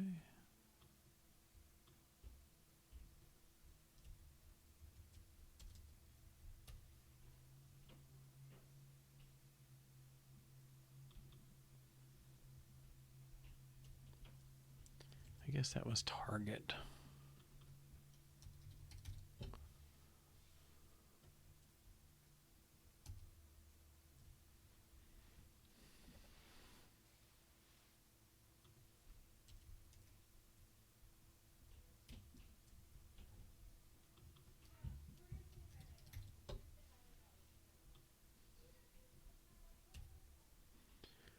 Integer token type, okay, line number.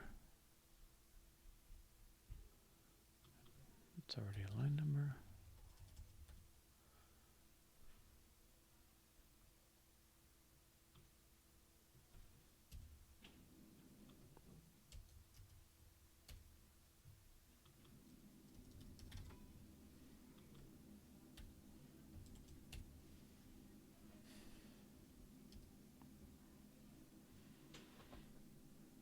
Integer.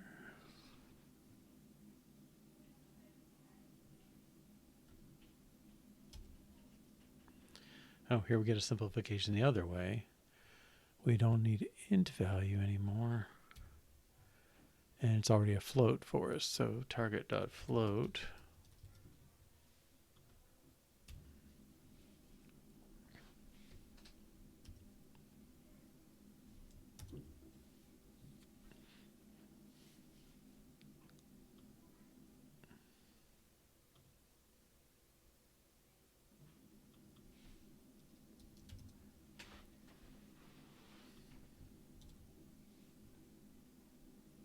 Test should pass.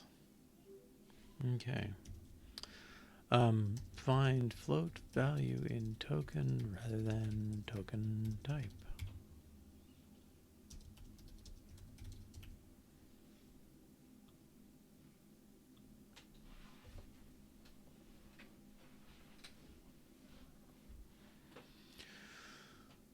Okay, and we want to finally remove, well, let's just start with one. Number float. And we're storing it.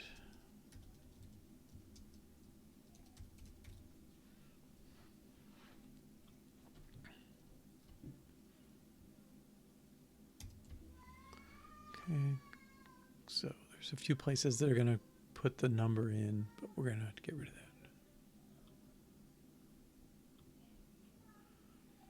Token.number doesn't need the float.value because we got it at the end.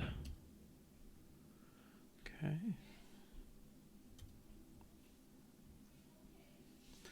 And there should be a few tests that have the same problem.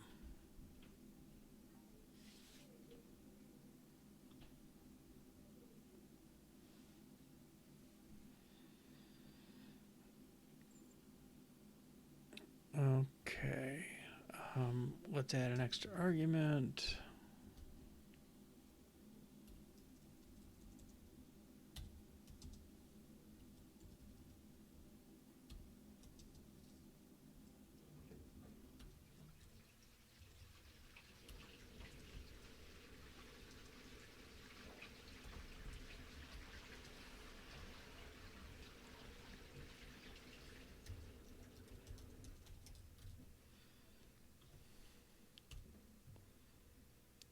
Expected token type and expected float.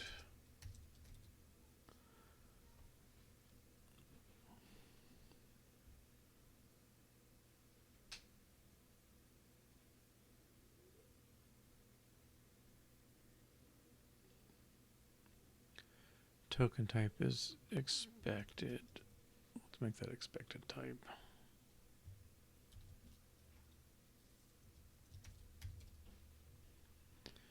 Token dot float.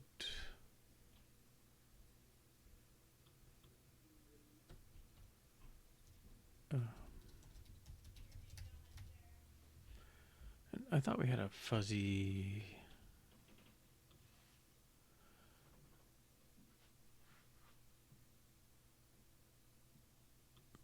range there. Token.float, expected float.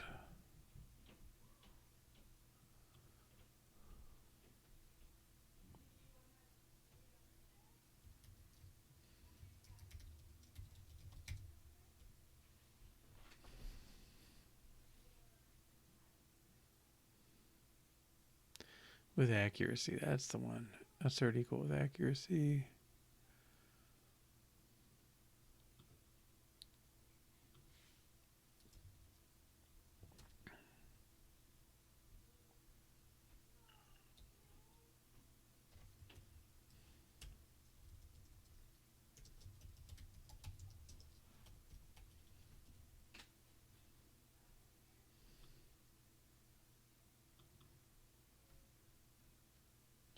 Assert equal.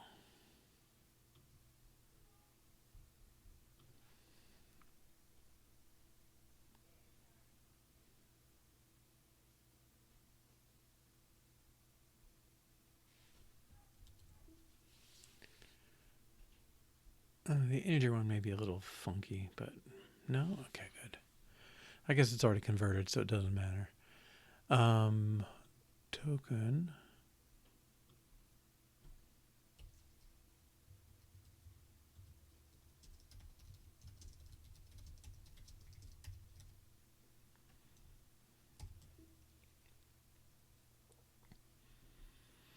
We know we have a parsers looking in there, and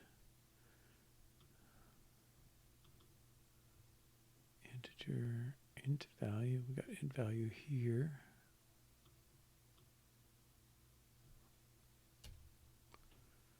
I guess the parser, we've already grabbed the others, so that shouldn't be a problem. Maybe some tests.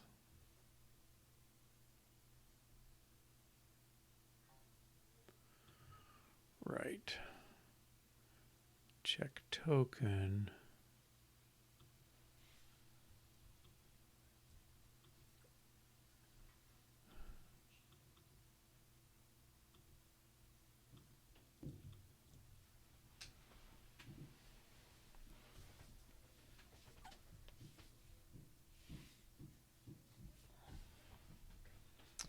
I think I can do.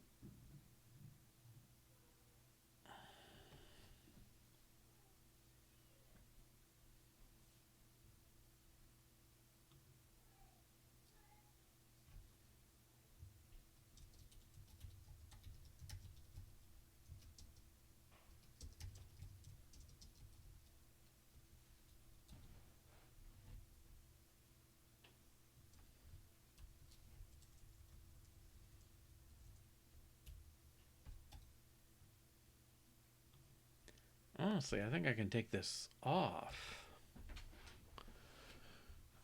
on these optionals. Expected type.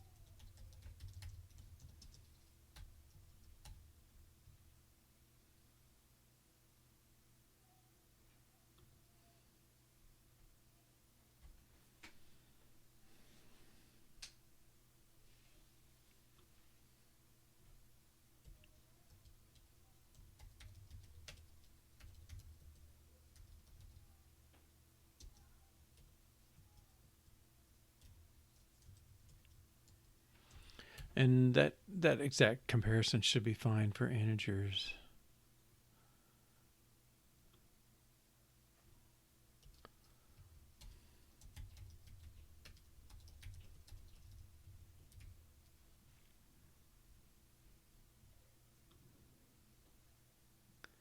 Check token.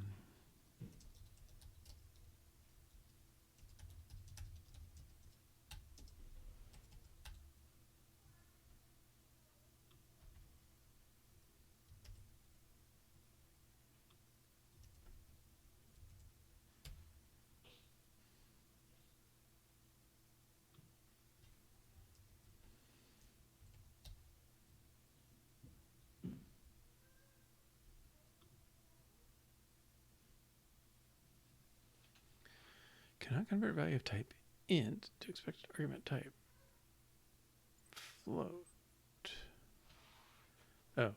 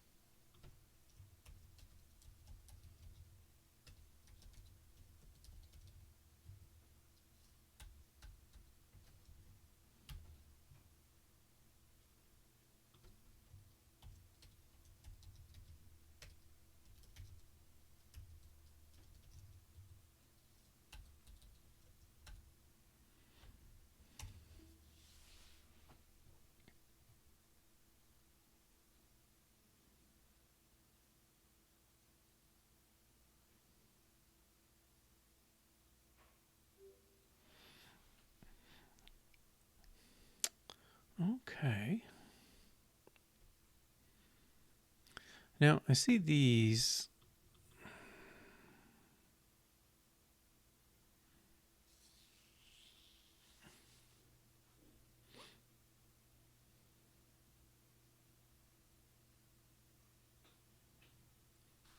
I would love to just feed in a sequence of, I don't know, tokens or token types.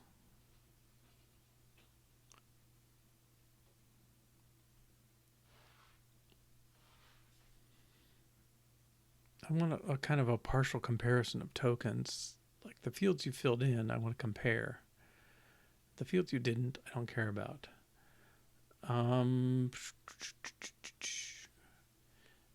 Well, let's see. Tests, I think, ran. Okay, so we've removed floating point value from token type, now in token.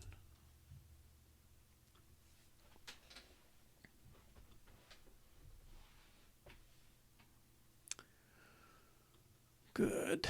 Okay, those all explain. All right. Now, let's look at the lexer.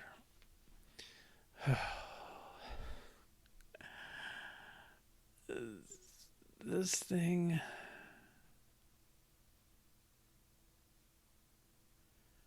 Line and column.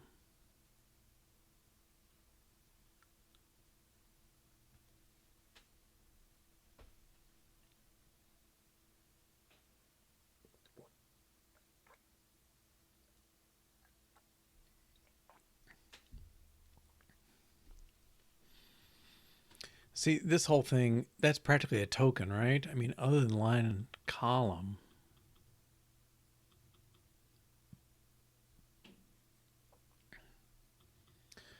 Now, something's funny on line number being set. Where did I see that?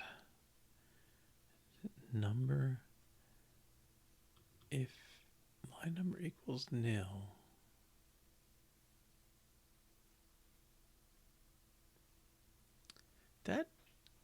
That sounds a little wrong to me.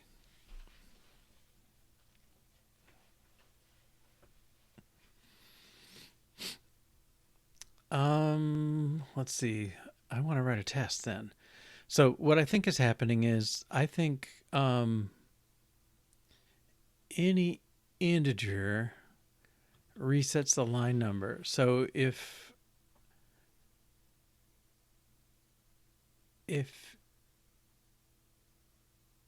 I say x equals line 10, x equals 42, I think my token is going to tell me the line number is 42 on that token, and it shouldn't. It should be 10. All right,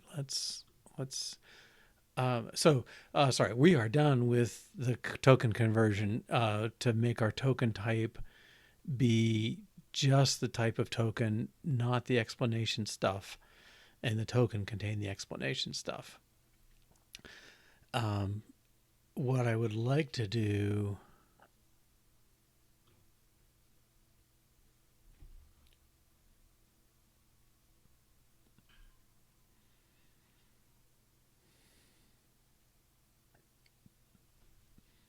I would like this to be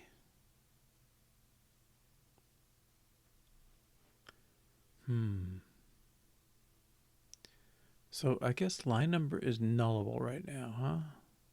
No. Okay. I would like to just return a token from TokenType and do all this stuff there. And I think I can make a constructor. I always need line number column type. And then I can do a constructor that takes these three. Okay. First, let me... Oh, if line number equals nil, 0. Let's check this error, potential error. Okay. So this is...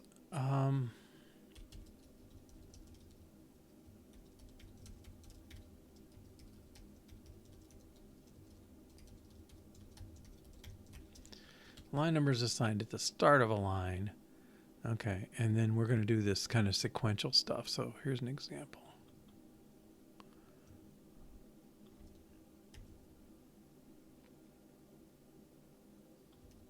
Okay, if I call line 20 x equals 30. Okay, the line number... I guess I want to make sure the line number is 20.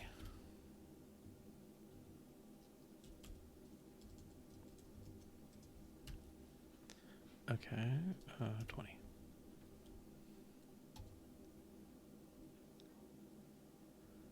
Has no member line number. Oh, just line. Okay.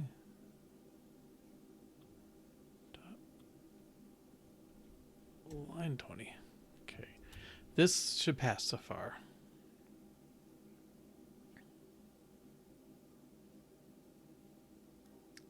Wow. Okay, what went wrong?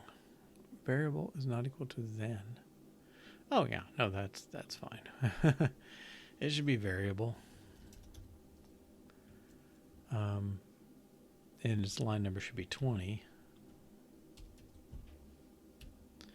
And this one should be dot equal. And then this one should be 30. And line number should stay 20.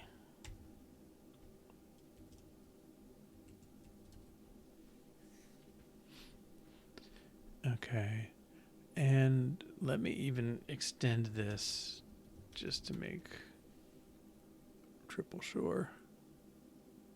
Notice this float should be 30.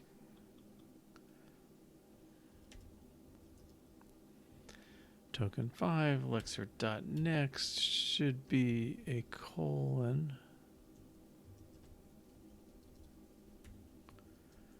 And this should be a print. This isn't anything.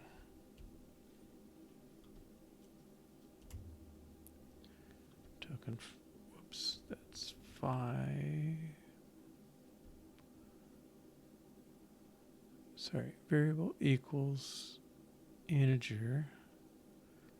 This should be token 5. Where'd my colon go?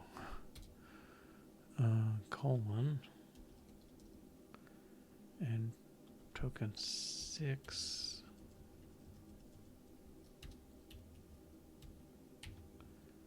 Token 4. 5. 5. Okay. Optional 30. Wait a minute. Okay. I think that's my last one. Token 1, line 20, integer value 20. Token 2, line 20, integer variable. I'm not even going to worry about the values on non-numbers. Token 3 equals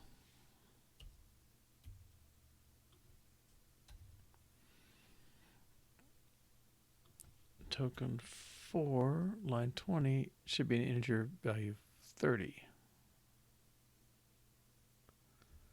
I guess we can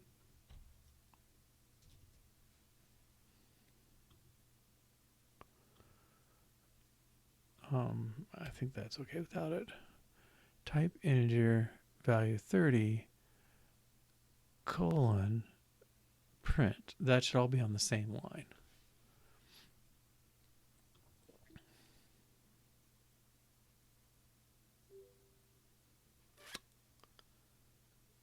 Okay, I'm glad it works. I don't know why it works. I guess we're assigning it in a way that doesn't force it to reset.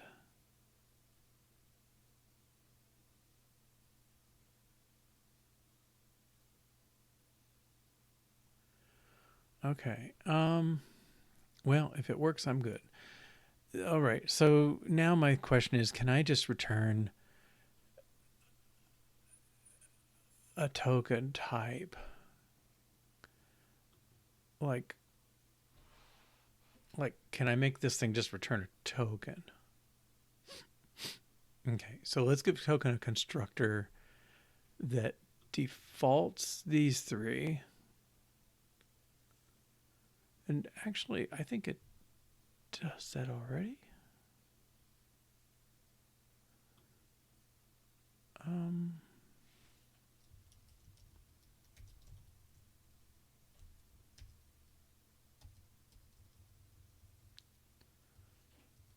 don't want the, I want an actual token. I don't appear to be creating them. Okay. Let's see. So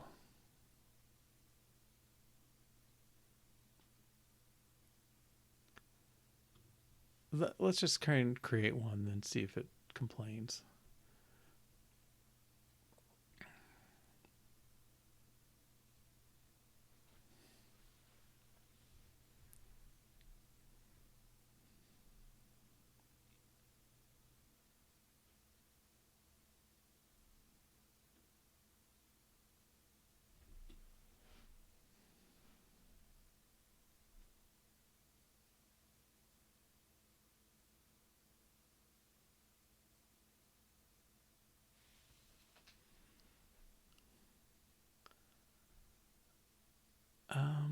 Okay, so here,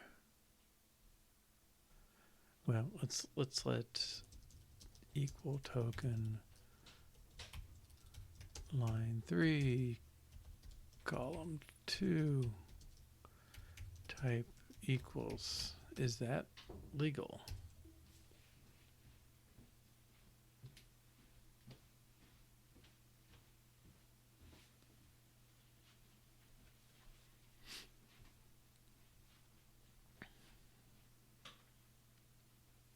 Apparently. Okay, because they're optional. I think I can just say something out of the middle. Result type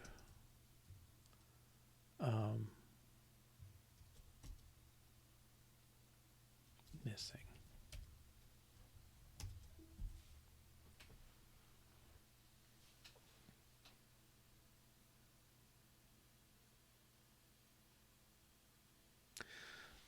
Okay. Now, the problem is we don't have the line number until the end.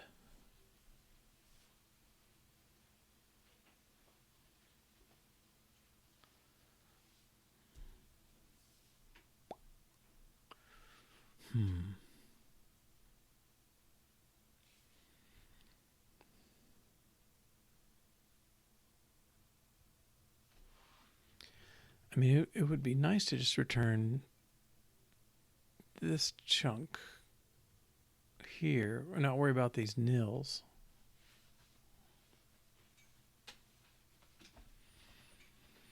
The problem is, like, I don't know the line number.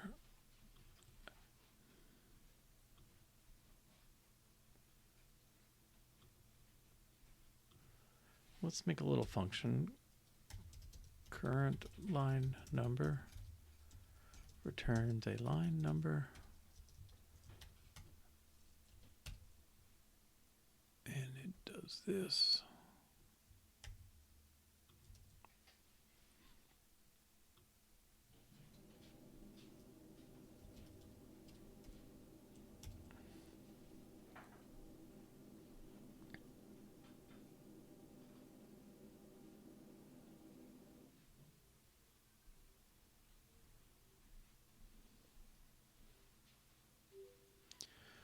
Okay. So I want to return token here. Can I think I can do that. Okay. Let's make this thing return a token.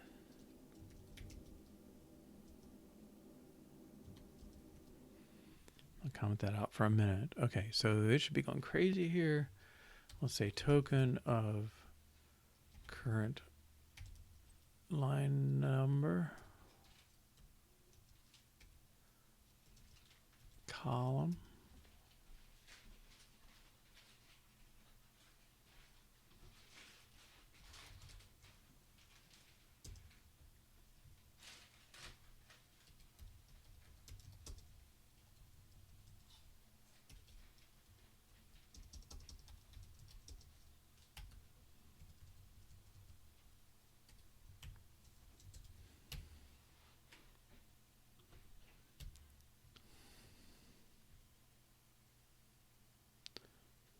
Token is not the one type.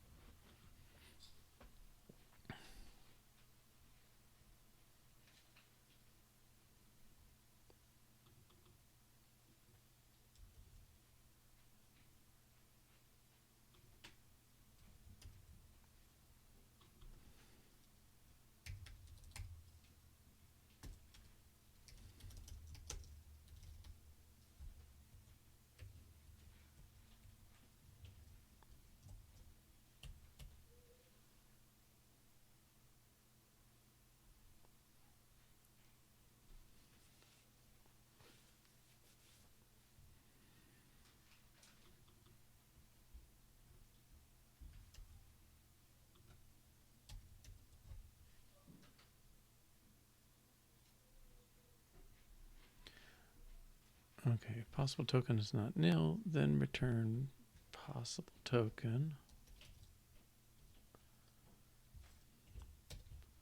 Token string possible string.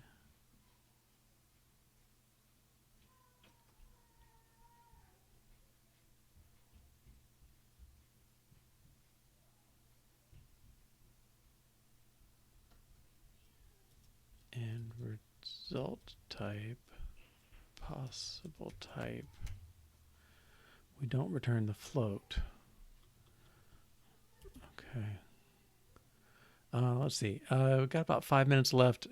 I may stretch it out. It's going to be 5 or 10 more minutes beyond the usual in that case. Okay. Now, these guys. Okay, let's get the last one.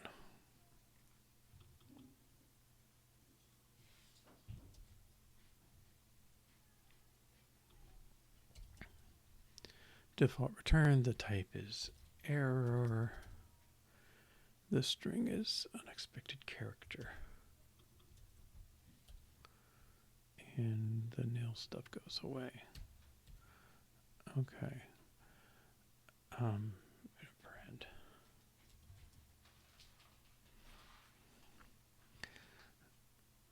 I guess the print can go up here without much damage. All right. Now we got 3 other cases: the numbers and the strings. Okay. And I think they're going to be the same. Let's take string first because it's the most similar.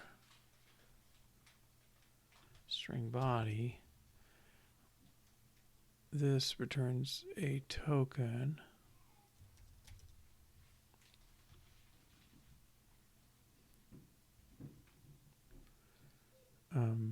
Dot string body.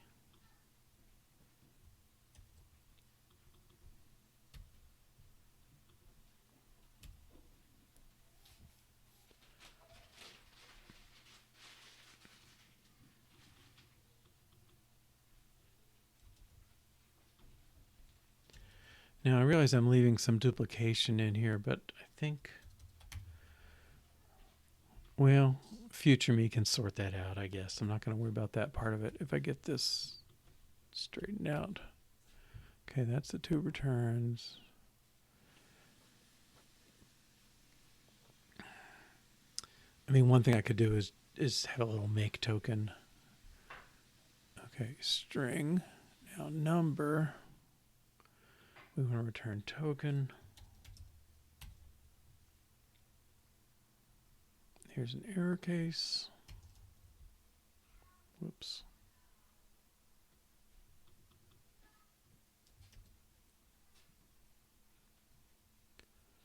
String error case here.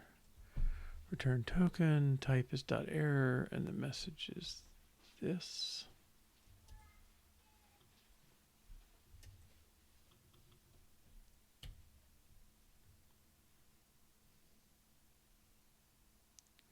Here.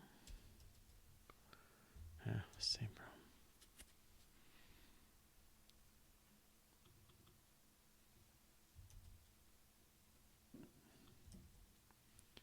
Token type integer error. This is float is int value.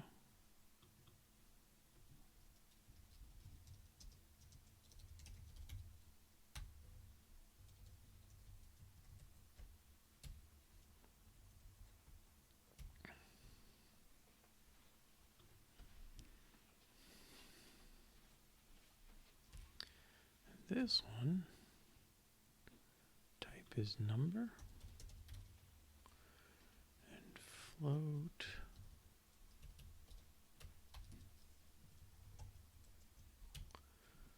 is float of value.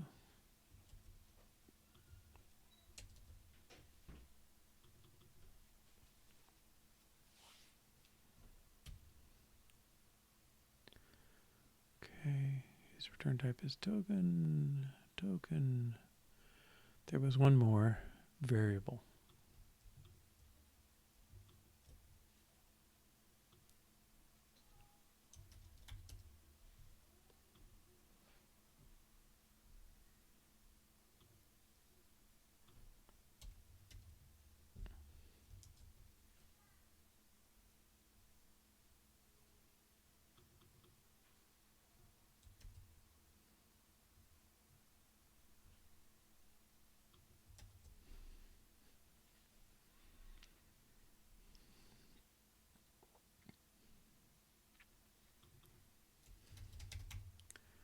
Variable, and the string is name. That goes away. Return type token. Okay, and then the caller up here, yeah, we're just going to return number.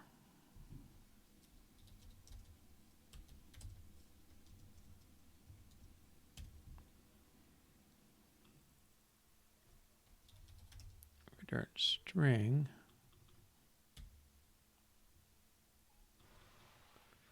And return handle variable.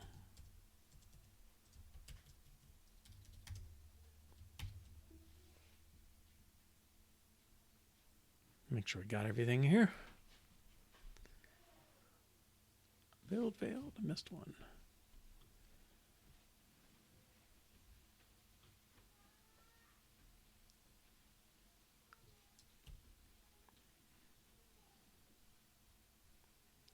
Oh, yes, so here we'll just return next token type. Okay, let me pull this up.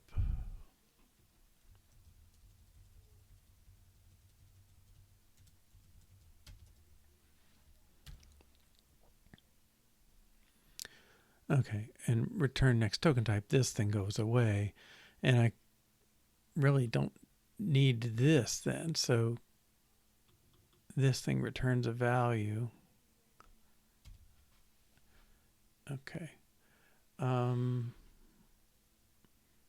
don't think it had any unique callers. Okay, so we just did kind of an inline method. It's a little long, but I think we're okay.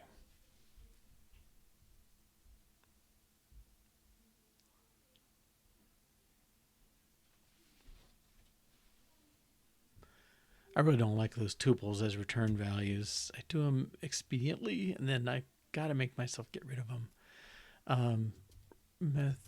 Lexer methods return tokens instead of tuples.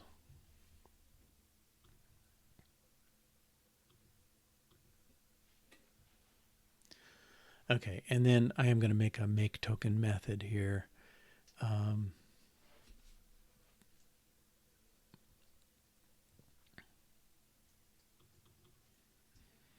It's something like that.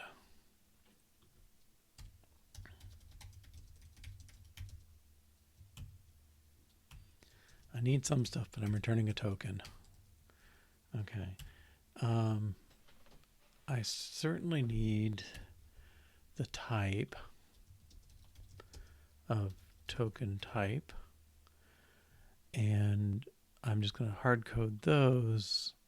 Type comes from type, string,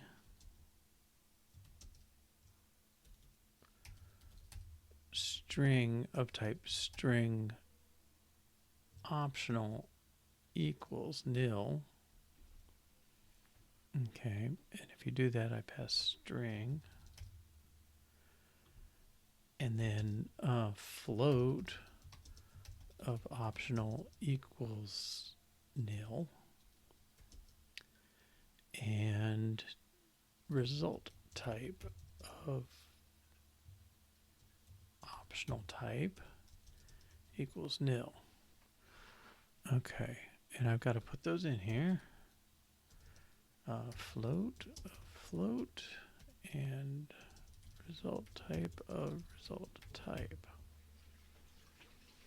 Okay. So this I can call makeToken of error with this string.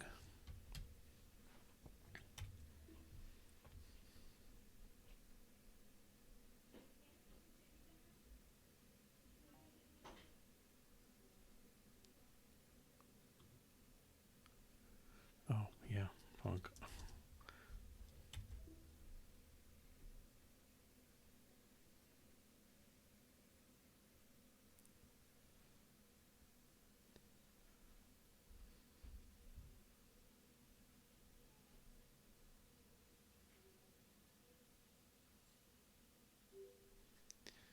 Okay. Um,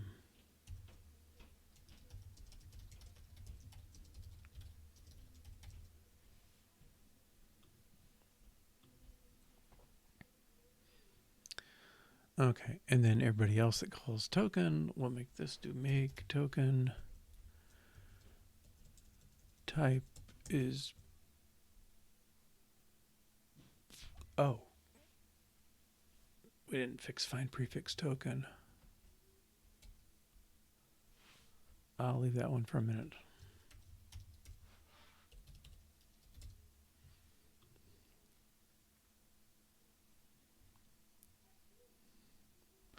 Okay, this one can be a make token.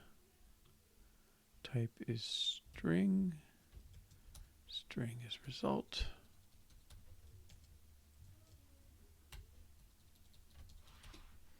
Good. We'll fix that one shortly. These are fine. Here's a token.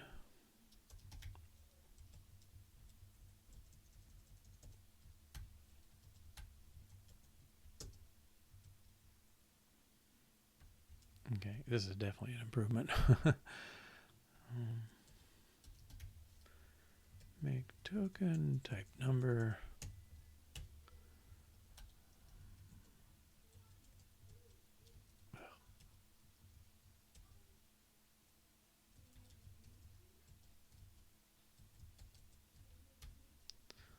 Float value.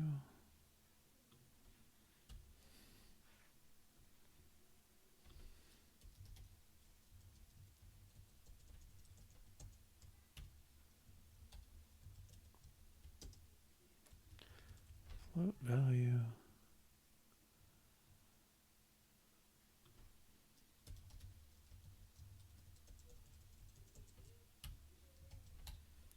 I'm sorry to delay us, but I think this is just too useful to not do.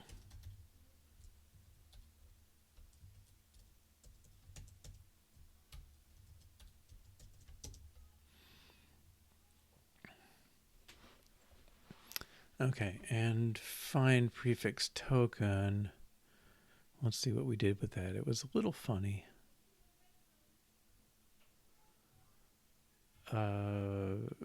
If we did this, we returned it. Okay, that's not so bad. So we'll make this return a token.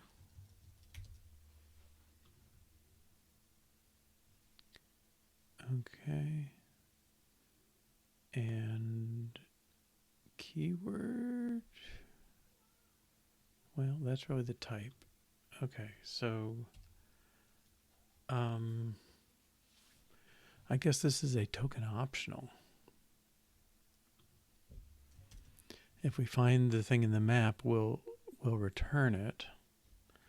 But otherwise, we're returning make token. Keyword is the type. String is string. Result type is type.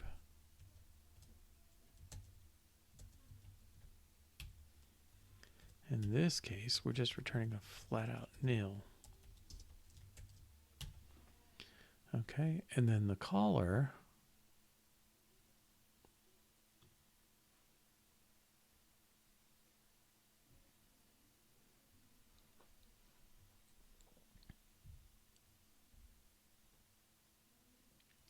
oh, there we go. let possible token equal that. If the token is not nil, then just return it.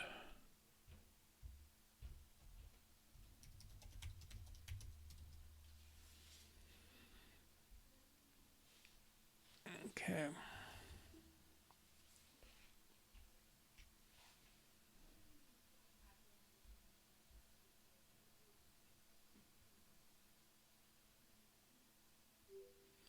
And then this thing, I think it's only called once. So I can inline this.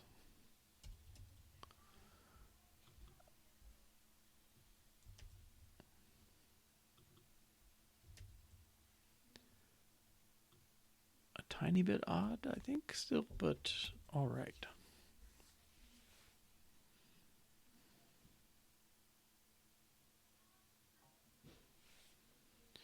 Build failed.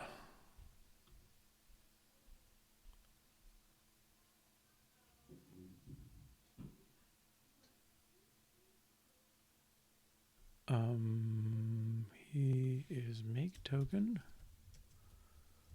of dot end.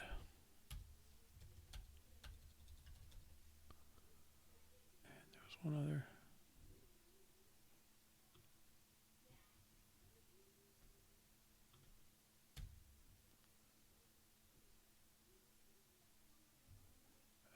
He is makeToken.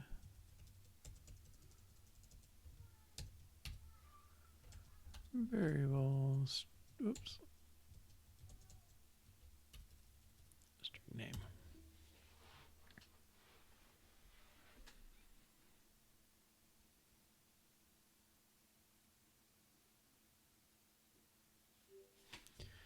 Okay. Use makeToken throughout lexer.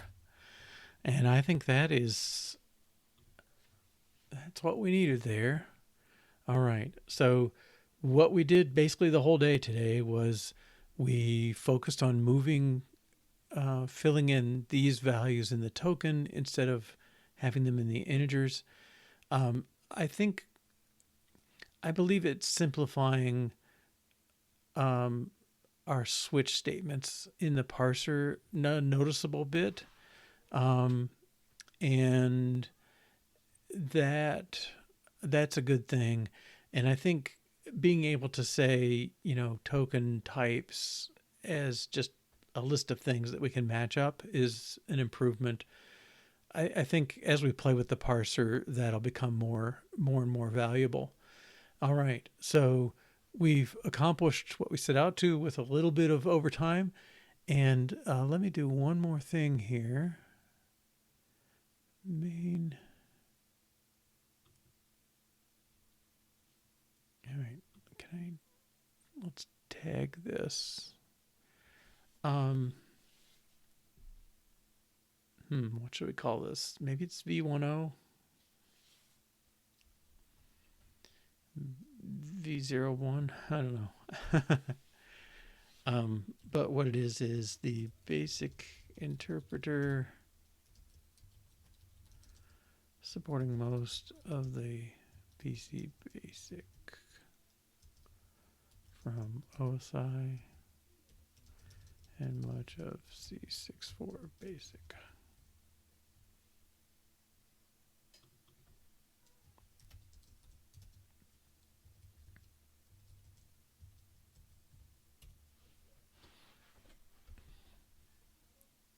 All right.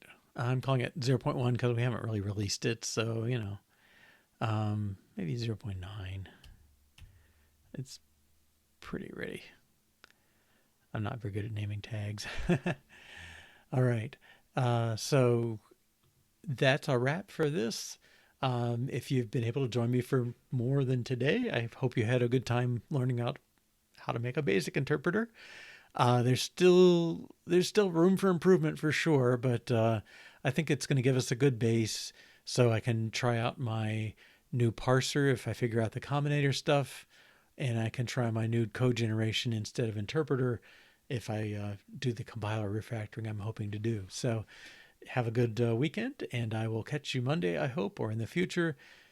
most likely looking at parser combinators next week, sort of a backtracking parser inspired by the functional world is how I would describe it. All right, take care. Bye.